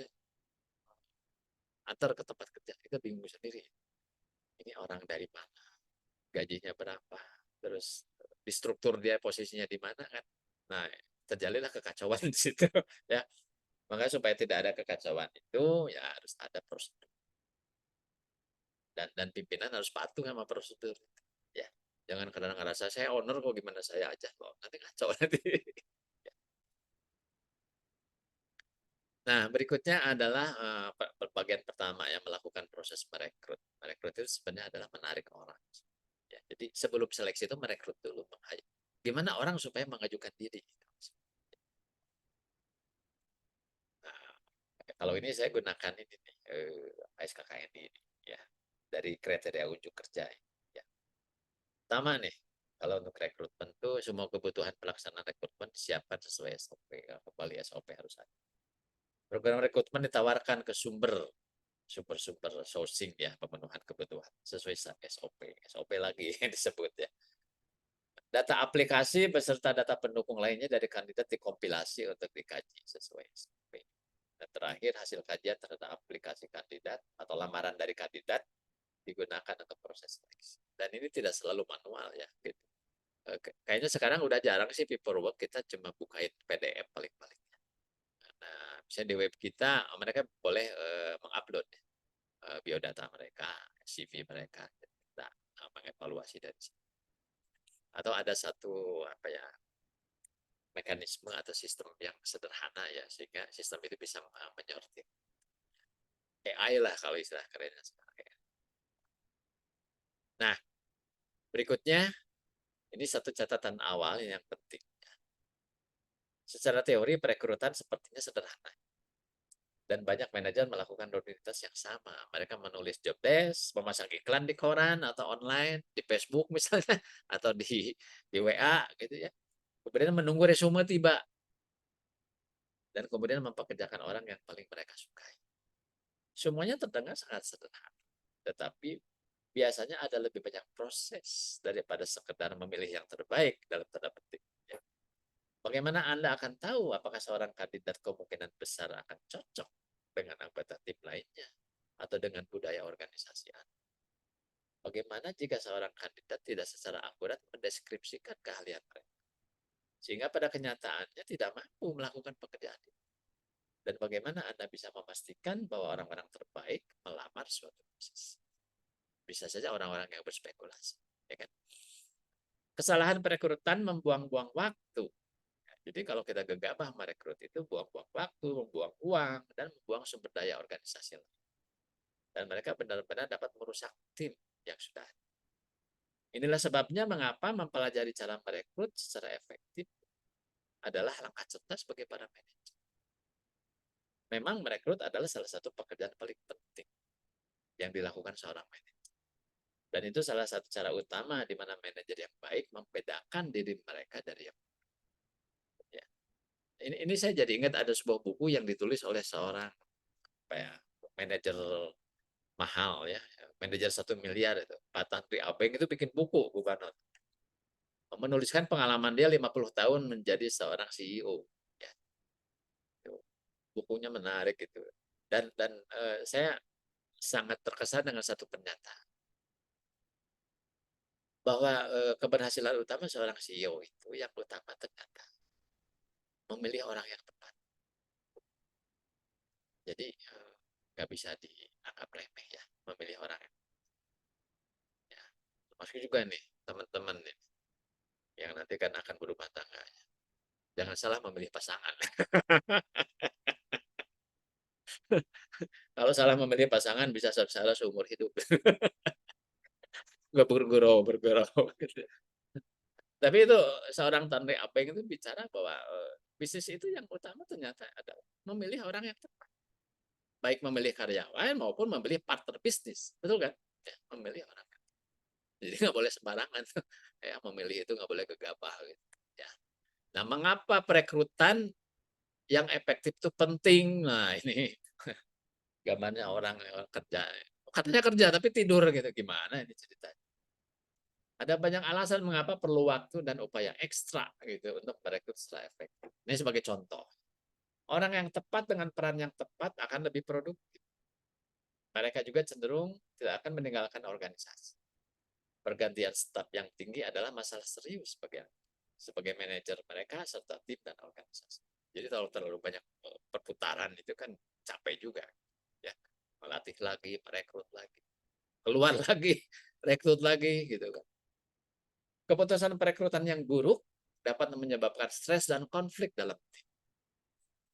Jika rekrutan baru Anda memiliki masalah kepribadian, ya, toksik lah gitu ya, atau bukan pemain tim, bukan seorang tim player, ini dapat menurunkan produktivitas semua orang. Toksik orang, ya kan? Anda akan menghemat waktu dan sumber daya. Pikirkan tentang terakhir kali Anda atau organisasi membuat kesalahan merekrut orang. Orang yang dipekerjakan mengambil waktu, uang, dan energi dari tim dan perusahaan selama berbulan-bulan atau bahkan bertahun-tahun karena salah pilih orang. Selain itu, jika Anda melakukan kesalahan dalam perekrutan, Anda harus melalui proses perekrutan lagi dari awal, balik lagi. Jadi ada gunanya berusaha keras untuk membuat keputusan perekrutan yang benar. Oke, ada yang mau tanya? Silahkan bilang. Gimana? Selamat malam Bapak sama Ibu Malam. Mano. Selamat Pak malam. maaf mau nanya soal Ya, tadi perekrutan efektif ya Pak. ya. Gimana buat perusahaan meng-hire atau misalkan merekrut, kan sekarang tuh lagi krisis kepercayaan lah Pak. Jadi kayak misalkan kita tuh harus bener-bener percaya banget sama yang kita rekrut untuk eh, apa namanya, memberikan sesuatu yang luar biasa gitu di perusahaan. Untuk kejujuran gitu, Pak, gimana buat perusahaan tuh meyakinkan diri, misalkan HR kayak kamu nih jujur gitu, Pak. Soalnya kan sekarang susah banget ya Pak nyari orang jujur gitu, Pak. Gimana tuh Pak caranya Pak buat mungkin ada standarisasinya atau Ya, mungkin ada ya. eh, prosesnya mungkin gitu, Pak. Terima kasih, Pak. Ya. Pertanyaan sederhana tapi susah jawab. Kejujuran itu sebenarnya memiliki dua makna. Pertama, kejujuran sebagai kecenderungan orang dalam berperilaku, ya, dan itu tergantung karakter orang. Ya. Kita bisa coba telusuri ini kecenderungan orang dengan menggunakan alat-alat tes psikologi atau dengan satu wawancara in-depth agak mendalam. Ya, tapi tentu harus dilakukan oleh orang yang memahami ya metode ini. Tapi tidak merupakan jaminan 100% akurat. Karena sebenarnya nggak ada alat tes yang 100% validitas. Tidak ada. Ya, bisa punya tingkat korelasi 0,7 aja, itu udah bagus banget. 0,7 itu artinya 70% akurat. 30%-nya mungkin miss gitu. Ya. Ya, tapi kan daripada nggak mendeteksi sama sekali kan lebih gegabah lagi. Betul nggak? Ya. Nah, jadi pertama itu bisa ya, dengan menggunakan beberapa alat, tetapi tidak jaminan bahwa orang itu, oh ini orang ini jujur terus umur hidup jujur. Karena ada satu lagi, bahwa kejujuran itu nggak semata-mata karakter atau sifat orang, tapi juga bisa merupakan pilihan dalam sebuah situasi. Ya. Misalnya orang menggelapkan dana perusahaan, menggelapkan uang perusahaan. Bisa saja dilakukan oleh orang yang selama dia bekerja 10 tahun, 20 tahun itu dia nggak pernah aneh-aneh. Tapi ada satu situasi yang membuat dia terpaksa melakukan. Karena apa? Karena ada kesempatan dan ada niat. Ya, kalau ilmu reserse kan gitu ya. Sebuah kejahatan itu terjadi karena ada niat dan ada kesempatan. Maka sebenarnya kalaupun kita sistem seleksinya canggih banget, itu nggak jaminan terus semua karyawan bakal jujur. Maka harus ditopang oleh beberapa instrumen lain. Apa misalnya?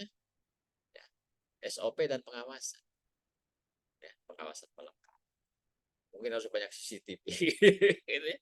Termasuk juga mungkin pembentukan mental, ya training.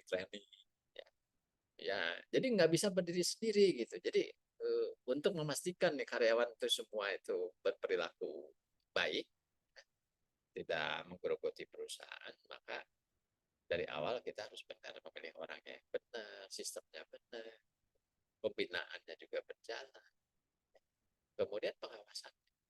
Jangan sampai selalu timbul ada kesempatan. Salah satu contoh kesempatan tuh gini loh, pembayaran upah tapi bayar cash.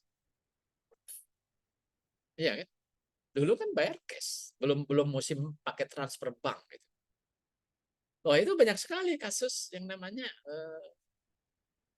pembayaran fiktif. Ya. Atau uangnya mampir dulu kemana gitu. Baru kemudian dikembalikan. Kadang nggak bisa dikembalikan, akhirnya jadi kasus. Salah satunya kan transaksi perbankan itu. Misalnya semua harus punya rekening itu. Itu salah satunya kan untuk menurunkan kesempatan. Sehingga tidak ada uang cash berseliuran di kantor. Nggak ada gitu ya. Semua harus setor kepada yang rekening yang sudah ditentukan. Gitu, Mas Gilang ya jawabannya. Berikutnya nih ada duluan siapa tadi nih? Gadisa dulu ya, Terima kasih Gadisa. Pak. Silakan. Izin bertanya, Pak. Tadi Ya. terkait yang rekrutmen, saya kepikiran bagaimana cara mendangkapi kalau misalkan di tahap rekrutmen ini ada seseorang talent yang lulus semua prosesnya dan mungkin berpotensinya baik untuk perusahaan.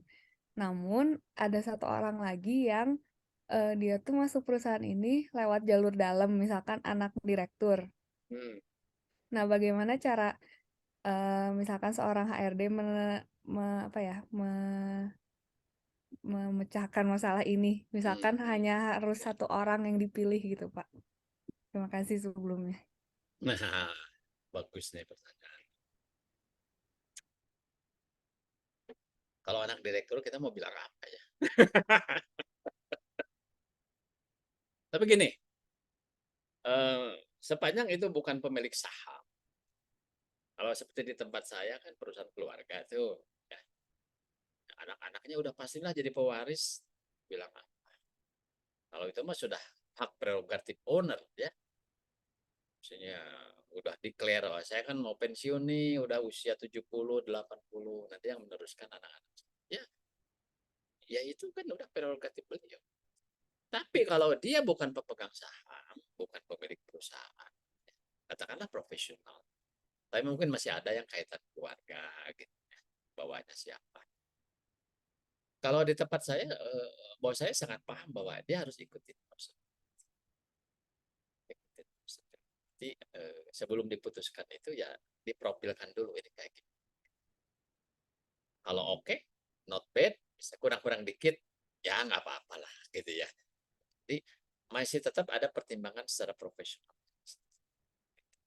Tapi mungkin ada yang ya, ada masalah yang lebih susah lagi. Sebenarnya ini nggak ada kaitan hubungan berdarah keluarga. Ya cuma kenal gitu ya. Tapi kemudian dititipkan, tolong ya, gitu ya. Dalam tanda petik nih, tolong itu ya. Artinya harus diterima. Tapi ngikutin prosedur, ya ikut psikotes, ikut wawancara. Tapi ketemu kita ada kasus ini ternyata hasilnya nggak bagus gitu. Ya. Kalau kita passing grade 70, dia mungkin cuma 60%. Jadi berat gitu. Gapnya terlalu lebar gitu. Ya. Nah, ya kita laporkan apa adanya. Ya, kita kan kerja profesional. Karena kan kita di bidang SDM maupun bidang psikologi punya kode etik. Itu enggak? Punya kode etik kan nggak bisa sembarangan. juga kalau kita kerja profesional. Kita laporkan lagi kepada pengambil keputusan. Ya, kadang memang ada beberapa kasus yang akhirnya memerlukan satu memo khusus. Memo khusus. Dan kami dari HR itu memberikan satu catatan bahwa orang ini harus diperbaiki dalam hal apa, harus dikembangkan dalam hal apa, sesuai dengan hasil seleksi. Jadi bisa disetujui, bisa tidak disetujui, tapi syaratnya apa? Catatannya. Ya, gitu, Mbak Gadisa ya. Baik, terima kasih Pak. Grace, silakan Grace. Ya, Pak, ingin bertanya, dalam bagian sesi sebelumnya, kan terlihat bahwa PT MGJ menggunakan outsourcing ya, Pak. Ingin bertanya, apakah ada korelasi atau roles yang dimainkan HR dan talent management terhadap pemilihan outsourcing atau talent selection atau rekrutmen dalam segi outsourcing? Terima Outsourcing kasih. ya. Oke. Outsourcing, kalau yang Grace pahami outsourcing itu alih daya. Jadi kita menyediakan karyawan itu tidak melakukan sendiri. Artinya kita nunjuk aja sebuah perusahaan untuk menyediakan. Saya ambil contoh, misalnya untuk security. Ya, yang populer itu security itu outsourcing itu ya. Kedua apa? Clearing service. Ya. Ketiga mungkin catering ya. Mungkin ada perusahaan yang punya dapur tapi nggak ada yang ngurusin dapurnya, ya udahlah tunjuk perusahaan catering gitu. Ya karena kalau yang makan siang 1.000-2.000 orang kan itu harus orang yang ahli dong, yang memang biasa menyediakan catering kan. Nah, kalau yang kayak gini kita tidak detail, kita tidak ikut campur. Tetapi aturan mainnya dan speknya itu ada dalam MOU, dalam perjanjian kerjasama. Ya misalnya beberapa prasyarat itu misalnya gini, batasan usia minimum maksimum berapa, ya, kemudian gaji berapa, kemudian SOP-nya. Kalau kami kan juga menggunakan terutama yang banyak itu adalah security. Jadi selain pertimbangan soal biaya dan kepraktisan, kita juga memperhatikan soal SOP yang harus mereka pakai. Jadi dalam proposalnya mereka sampai harus mengajukan, oh ini SOP kerja. SOP daripada anggota security mereka itu kayak gimana itu. Nah, mereka sampaikan. Dan kita memberikan masukan. Sesuai enggak? Karena gini, kami kan ada pabrik, kemudian ada juga outlet ya, toko gitu. Itu kan SOP-nya beda itu. Di bank lain lagi kan, satpam di bank beda lagi kan itu. Itu SOP-nya nggak persis sama. Jadi ada karakteristik industrinya di situ. Jadi kita sih bicaranya umum aja sih kalau outsourcing. Umum aja kriterianya. Kami menekankan SOP. Dan satu hal yang membuat kami juga ngapain juga terlalu ikut campur. Karena mereka memberikan jaminan. Kalau orang ini dinilai kinerjanya buruk, mereka itu siap untuk mengganti. Jadi ya mungkin dia akan oper orang ini ke perusahaan lain barangkali dia. Atau mungkin aja kalau dia melakukan pelanggaran yang sifatnya agak berat ya sudah tidak dilanjutkan. Dan umumnya kan outsourcing itu hubungan kerja dengan karyawannya itu adalah kontrak. Jadi kalau ini kan B2B kan, bisnis dengan bisnis kan, perusahaan dengan perusahaan ada MOU kan, perjanjian kerjasama misalnya setahun atau 2 tahun ya. Ya itu udah pasti MOU-nya berapa tahun akan turun ke bawah, kepada karyawannya pun akan mengikuti itu periodenya. Ya, karena memang juga kerjasamanya dibatasi waktu. Demikian, Grace. Baik, Pak, terima kasih. Ya. Silakan yang lain. Ada yang mau bertanya atau ada yang mau komen?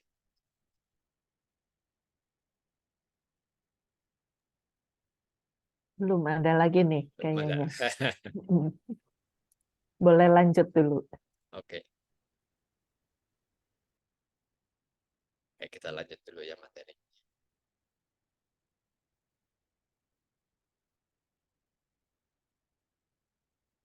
Kita tadi sampai di sini.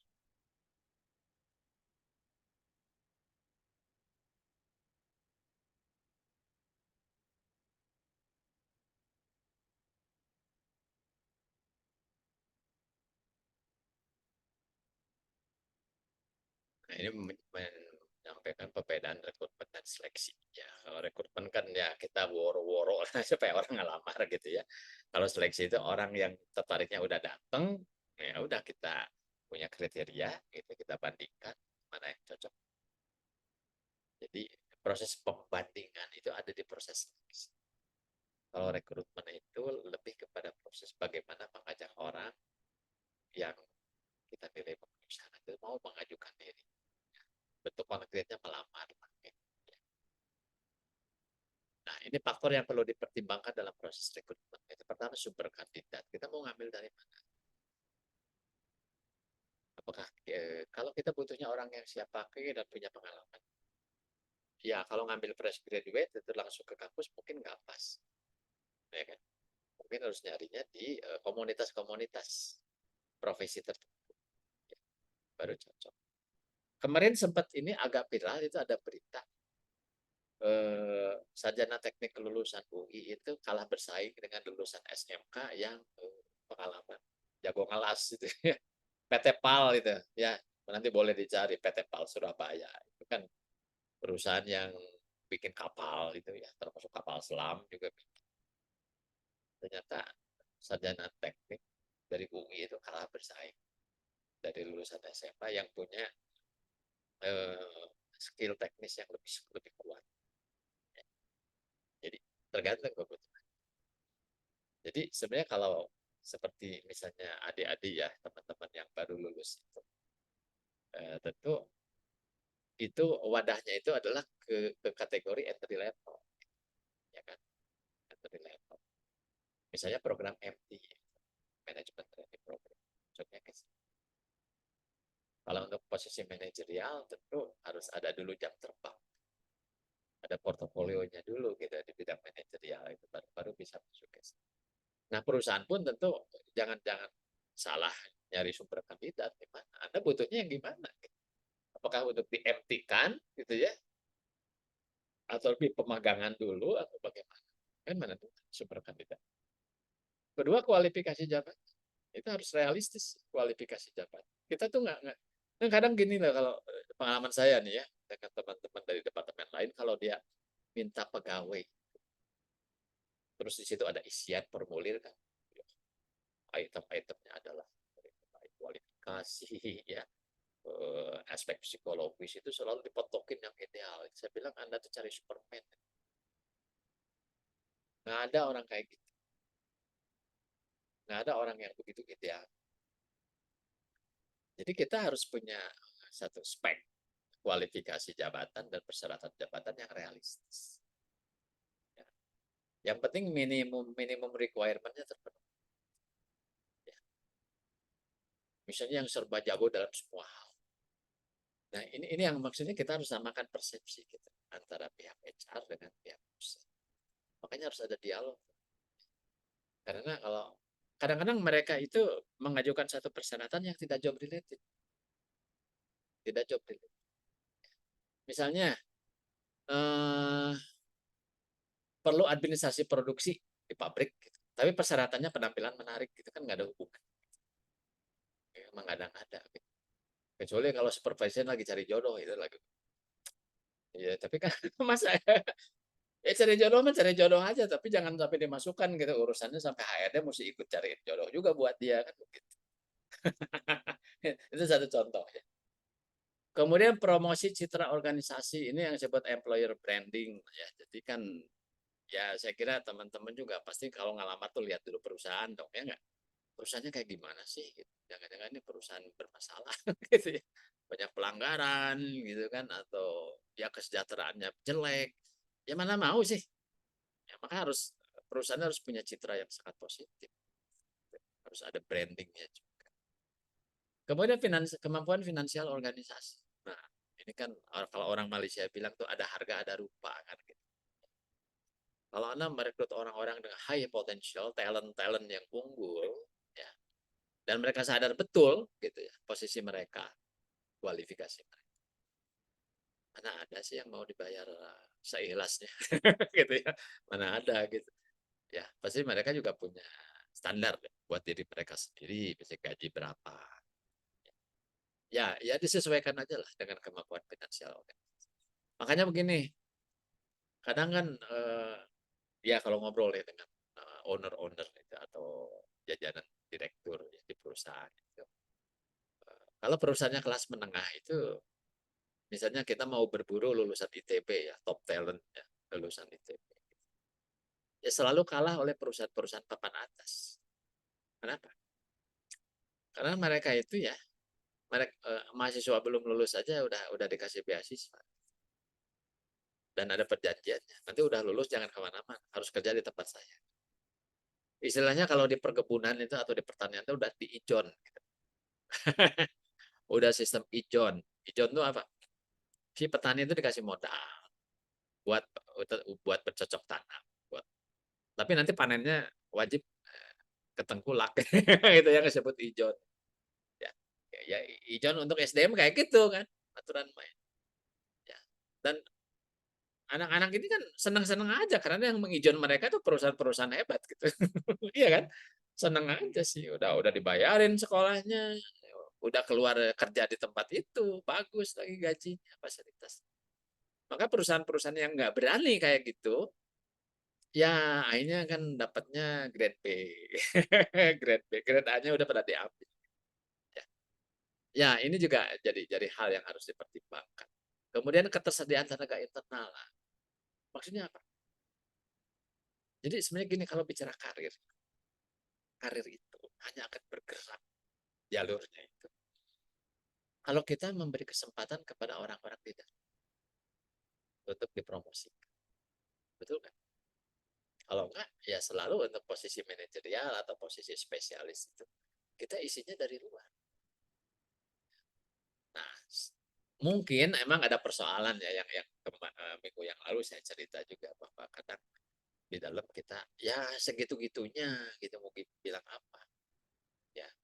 Tapi sebelum kita putuskan ambil dari luar, coba lihat dulu nih di internalnya ada nggak gitu. Ya kurang-kurang dikit sih sepanjang bisa dibina, dilatih itu kenapa sih nggak kita kasih kesempatan. Setidaknya begini deh, kalau orang lama yang udah stay dengan kita itu udah nggak perlu lagi yang namanya adaptasi, betul nggak? Udah hafal, udah tahu, ya kultur perusahaan dan gaya kerja pimpinan kayak gimana mereka sudah tahu. Ya, tinggal mungkin kemampuan manajemennya yang harus ditingkatkan, kemampuan konseptualnya yang harus ditingkatkan. Ya. Nah, kemudian ini jumlah kandidat dibandingkan jumlah posisi yang akan diisi. Ini kalau dalam analisa data rekrutmen itu yang disebut seleksi rasio. Seleksi rasio. Jadi misalnya Anda punya lowongan 10. Anda punya satu kisi-kisi atau satu standar, itu sebenarnya rasio seleksi itu 1:8. Ya, kalau 1:2, berarti untuk mengisi 10 lowongan Anda setidaknya harus menyediakan 20 kandidat. Ya enggak? Ya. Ya. Cuma kalau di Indonesia misalnya nih, kalau ini ada postingan-postingan, wah ini dibuka nih lowongan kerja terus membludak gitu, kayak mau nonton konser, ya kan? Saya nggak habis pikir kan. Misalnya ada cabang McD gitu buka ya, cabang baru. Paling perlu orangnya 10 orang, 20. Tapi yang ngelamar bisa 1.000 orang. Aduh gila. Dan kalau kayaknya mestinya nggak kayak gitu ya. Karena itu berpotensi masalah loh, kita ngumpulin orang banyak-banyak kayak gitu. Ngeri gitu. Jadi sebenarnya sih lebih aman kita menggunakan teknologi digital. Ya. Walaupun nanti ada orang yang mau dipanggil, ya itu benar-benar shortlisted. Nah ini penting, shortlisted. Ya. Nah kemudian berikutnya ini nih, model dan kamus kompetensi jabatan di organisasi. Ini satu guidance supaya kita jelas kalau mau merekrut orang itu, maka kita rujukannya kompetensi. Nah, jadi ada modelnya, ada kamusnya, sehingga orang yang datang itu sebenarnya kita telahnya dari sini. Ya. Jadi tidak spekulasi. Jadi ada satu standar yang terus. Nah, bicara prinsip rekrutmen, ya sebenarnya ini klasik gitu. Waktu, biaya, kualitas. Yang sebelum ini saya cerita QCD itu, quality, cost, and delivery. Memang yang ideal itu yang memenuhi tiga-tiganya. Ya. Tapi kadang nggak ketemu yang gitu. Bisa cepat tapi mahal. Gitu ya. Bisa cepat tapi mahal. Misalnya apa? Ya udah pesan sama headhunter aja gitu. dicariin. Ya, tapi kan kita mesti bayar fee. Ya. Jadi tapi sepanjang biayanya ada ya nggak masalah. Yang ideal itu waktunya bisa cepat, biayanya tidak mahal, dan kualitasnya. Tapi kadang kita harus mengorbankan salah satu. Ya, misalnya gini, pengen murah, nggak terlalu mahal, kita kerjain sendiri. Pengen kualitas bagus, tapi kita perlu waktu. Ya, tinggal berkompromi saja lah dengan user, misalnya kasih waktu ya seminggu lagi. Misalnya. 5 pedoman untuk membawa proses rekrutmen ke arah yang benar. Ya, ini ada beberapa. Pertama, strategi yang terdefinisi dengan baik. Ya. Kedua, branding juga perlu. Ya. Dari perusahaan. Kemudian pilihan berbasis data. Jadi jangan berbasis spekulasi. Harus berbasis data. Ya, biodatanya, objektif, hasil penyeleksiannya, hasil tes dan sebagainya. Kemudian remunerasi yang kompetitif. Jadi misalnya upah yang kita tawarkan kepada kandidat yang diterima itu minimal sama lah dengan harga pasar. Misalnya upah minimum di Kota Bandung sebut saja 3,9 juta gitu atau 3, tapi kita meng-hire sarjana. Ya mestinya lebih dong dari angka itu. Betul nggak? Kalau 3,8 angka upah minimum itu kan itu untuk level operator atau yang pengalaman. Ya. Lulusan SD aja berhak kok angka segitu. Ya. Sekarang sarjana. Nah, tentu harus lebih dari itu, harus dilebihin lah. Harus dilebihin. Kalau nggak gitu, mungkin juga anak-anak kayak kalian ini mungkin nyeletuk ngapain juga gua kuliah capek-capek. Ya kan? Kalau upahnya sama aja dengan lulusan SMA, lulusan SMP kan. Jadi remunerasi yang kompetitif. Kemudian teknologi dan integrasi. Nah, ini maksudnya adalah bahwa proses perekrutan itu harus digabungkan dengan prosedur SDM lain. Jadi nggak bisa masing-masing. Gitu. Ya. Proses perekrutan yang bekerja sama dengan operasi SDM lainnya seperti kompensasi dan tunjangan akan memberikan hasil yang luar biasa. Best practice atau praktik terbaik sangat tergantung pada teknologi dalam semua aspek prosedur perekrutan. Teknologi dan pendekatan baru dapat meningkatkan penyaringan atau filteringnya ya. Bisa memotong biaya dan menawarkan organisasi dengan kemampuan perekrutan yang global. Ya manfaatin aja lah kita punya fasilitas apa, teknologi informasi.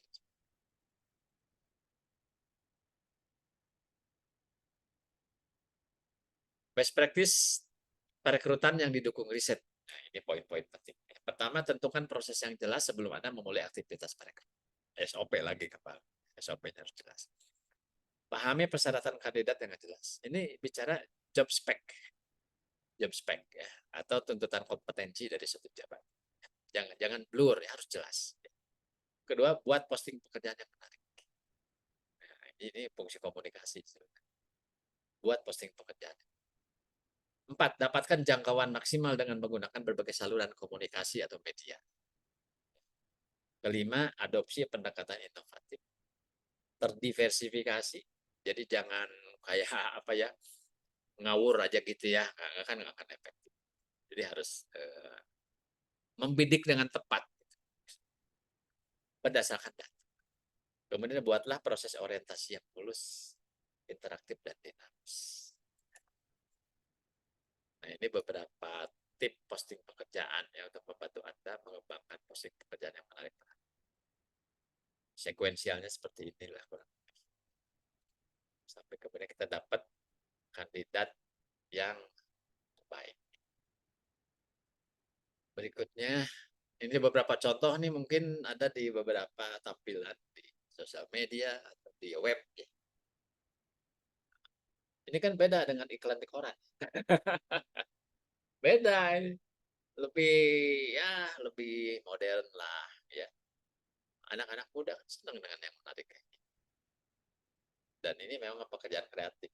Ya minta tolonglah sama teman di bagian grafis ya, bagian desain visual kayak gitu. Nah, bikin yang menarik. Ini contoh-contoh yang bagus banget. Kalau zaman saya kan jarang yang kayak gitu. Zaman tahun 80-an tuh zaman saya nyari kerja itu ya. Kan internet juga belum populer kan. Sosial media apalagi? Belum. lihatnya koran Kompas, koran PR. Kompas. Yang paling menarik cuma Kompas. Sabtu Minggu, Kompas Sabtu Minggu. Gede-gede iklannya ya. gede, perusahaan-perusahaan top. Ya, tapi kebanyakan kan di Jakarta ya, atau di ya, negara tetangga gitu ya. Mbak Nadia silakan. Saya mau nanya silakan.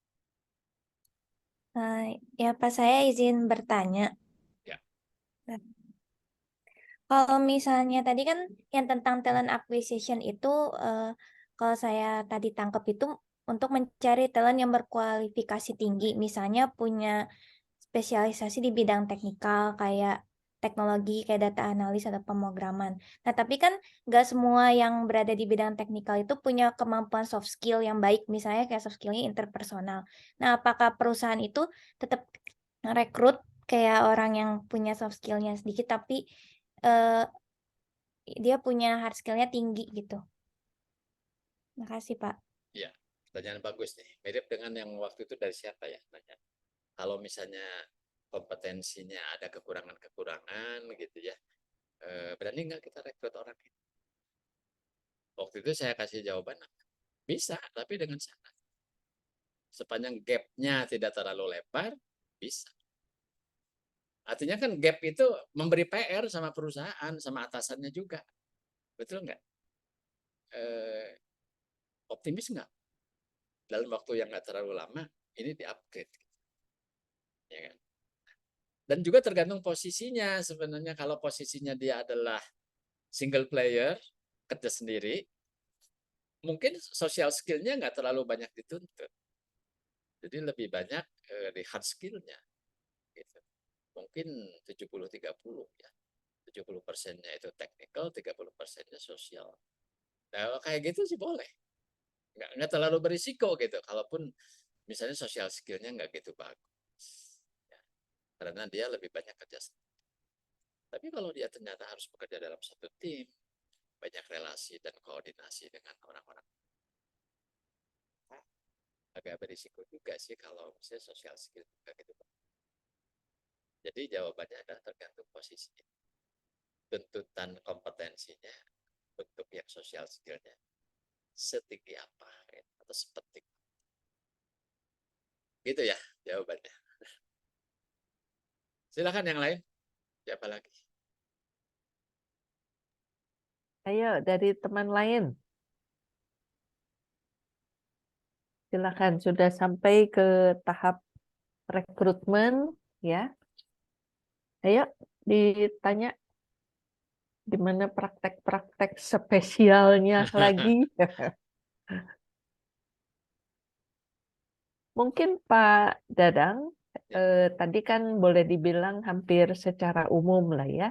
Nah, tapi kalau yang spesial untuk talent gitu, apakah ada trik-trik khusus yang dilakukan oleh Multigarment untuk membidik para talent ini? Contoh talent itu yang tadi saya sampaikan bahwa apa sih bedanya rekrutmen sama talent acquisition. Nah, tadi kan disebutkan bahwa kalau yang rekrutmen itu adalah pekerjaan-pekerjaan yang sifatnya umum. Artinya bukan satu profesi-profesi yang spesial. Artinya di market pun tersedia melimpah. Kita nggak terlalu pusing. Tapi kalau sudah masuk kepada pekerjaan-pekerjaan yang sangat spesial di industri tertentu, katakanlah kalau saya ambil contoh di bidang aparel, misalnya orang-orang yang jago desain, kemudian stylist, kemudian di digital marketing karena kita mulai menggarap misalnya online market. Maka kadang kita itu tidak bisa misalnya posting lowongan pun di media yang biasa. Ya. Mungkin lebih efektif kita langsung ke komunitasnya. Jadi langsung berburu itu, jadi kalau ilustrasinya kalau Anda berburu ular di hutan ular gitu ya. Kalau Anda berburu harimau di hutan yang ada banyak harimaunya gitu ya. Jangan yang banyaknya ternyata gorila, itu salah alamat kan. Ya. Jadi seperti misalnya kita di orang HR ya ada komunitas, ya udah carinya di situ. Gitu. Atau kalaupun nanti ketemu, nanti persoalannya adalah orangnya masih kerja. Bukan orang yang lagi nganggur gitu. Ya, akhirnya terjadilah yang disebut pembajakan dan pembujukan. Dan artinya orang-orang ini nanti akan diberi fasilitas yang rada berbeda dengan. Jadi malah ada yang bilang begini, sebenarnya talent management itu diskriminatif, bukan? Ya, nggak bisa dipungkiri ya. Talent management ini diskriminatif karena untuk orang-orang yang kategori talent dalam tanda petik ya, orang-orang yang berkemampuan khusus, yang justru itu sangat penting gitu dalam bisnis kita, maka dia karena dinilai kontribusinya besar kepada bisnis, maka paket kompensasinya pun ada berbeda gitu. Nggak bisa dipungkiri itu ya. Jadi nggak boleh jealous itu yang lain ya, mau bagaimana lagi. Itu hukum pasar ya begitu gitu ya. Ya, Demikian. terima kasih Pak Dadang. Ya, sebelum lanjut ini udah 3 menit lagi ke jam 9 nih Pak Dadang. Ya. Nggak masalah, kita masih punya 2 sesi lagi. Ya. Ya.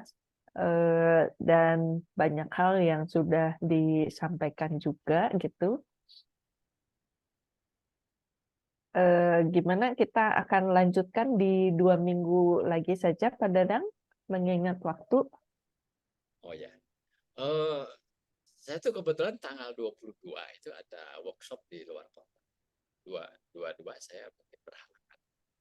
Oh, 22. Dua. Oke. Mau diganti hari nggak apa-apa? Paling ganti hari. Kalau minggu depan berarti saya off dulu gitu maksudnya. Minggu depan. Nggak, digeser hari aja. Ya. Pak Dadang bisanya hari apa? Paling saya coba pastiin lagi. Ya. Coba yang sudah iya. terjadwal 22 kebetulan ada kegiatan di luar kota. Iya. Itu PP. Oh, beberapa hari katanya. Oh, berarti 22 ke sana ya, 22 ke sana ya. Nah, berarti kalau digeser ke tanggal 20 21 atau Paling tanggal 20 gitu. Ya, paling saya konfirmasi lagi nanti Bu Bano. Ya. Ada, saya lupa deh hari apa aja yang udah diblok. Iya, nggak masalah. Nah, sebelum ditutup barangkali mau disampaikan dulu kesimpulan untuk hari ini, Pak. Ya, yang pertama adalah kita luruskan yang dimaksud talent dalam arti umum dan dalam arti khusus. Talent dalam arti umum adalah mereka siapapun dia, pekerjaannya apa, yang penting dia itu prestasinya tinggi dan potensinya tinggi. Maka itu yang disebut sebagai talent dalam pengertian.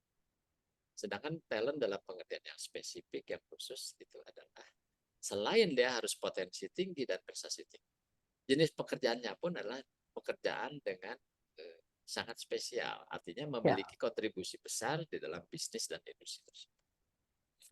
Kemudian suatu proses itu harus diawali dengan blueprint yang baik, yang valid. Ya. Blueprint dalam hal ini adalah standar-standar dan SOP yang harus jelas. Itu yang pertama. Kedua, supaya dalam pelaksanaannya tidak menyimpang, maka diperlukan juga orang-orang yang akan mengawal proses ini itu benar-benar menguasai know-how. Pelatihan untuk semua public proses dalam kaitan dengan perekrutan talent ini harus memiliki kemampuan yang memadai untuk menjalankan. Saya kira itu catatan pentingnya, Bu. Ya. Oke. Walaupun demikian, tadi juga sudah sempat disinggung beberapa tools yang sering dipakai di dalam proses seleksi ya, Pak Dadang. Ya. Nah, oke. Nanti minggu depan harganya nanti akan ada perubahan ya, teman-teman di sini. Jadi kita akan janjian lagi, tapi yang pasti jam 7 malam mulainya. Ya, oke. Nah, sebelum teman-teman meninggalkan layar ini, kita foto bareng ya, Pak Dadang? Ya. Ayo open dulu kameranya. Open dulu. Sebentar aja.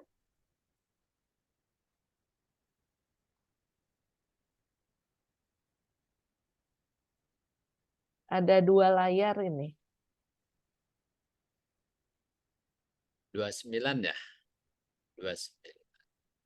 Ya, 29.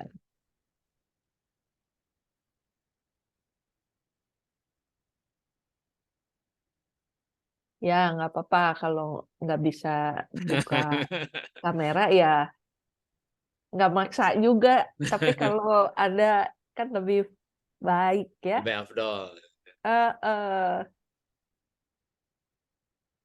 Ini buat laporan Ketua nih ke kelasnya itu Biro siapa? Akademik. Ketua kelas tuh ada ketua kelas? Nggak ada, adanya Nggak ada. ketua kelompok. Oh, ketua kelompok. Oke ya, kita ambil screenshot ya. Boleh mau sambil berpose juga. Ya. Salam kompeten. 1, 2, Kompeten. 3. Oke, terima Yes. kasih.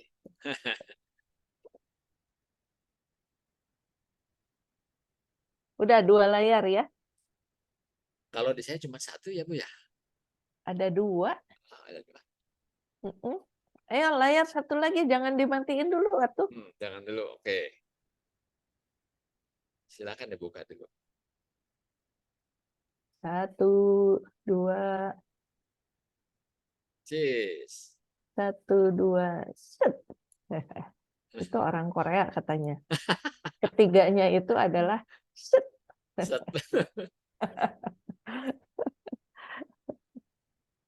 Kalau satunya kan Hana, due, set. Ya, ya. Oke, terima kasih Bu Bano dan teman-teman semua sudah mengikuti sesi malam ini. Mudah-mudahan dapat wawasan ya, dan bermanfaat. Ya, saya terima kasih sekali lagi nih Pak Dadang ya. Sangat menarik dan teman-teman di sini juga kelihatannya sangat antusias ya untuk menggali aspek-aspek praktis dari dunia bisnis ya, khususnya untuk implementasi talent management. Baiklah, saya tutup sesi kedua ini ya Pak Dadang. Ya. Terima kasih juga teman-teman semuanya. Sampai jumpa minggu depan. Dadah. Terima kasih, Terima selamat kasih, malam, Pak. Terima selamat kasih, istirahat. Pak. Terima kasih, Terima kasih, Pak. Pak. Terima kasih, Ya. Bu. Terima kasih Pak, terima kasih Bu. Ya, makasih semuanya.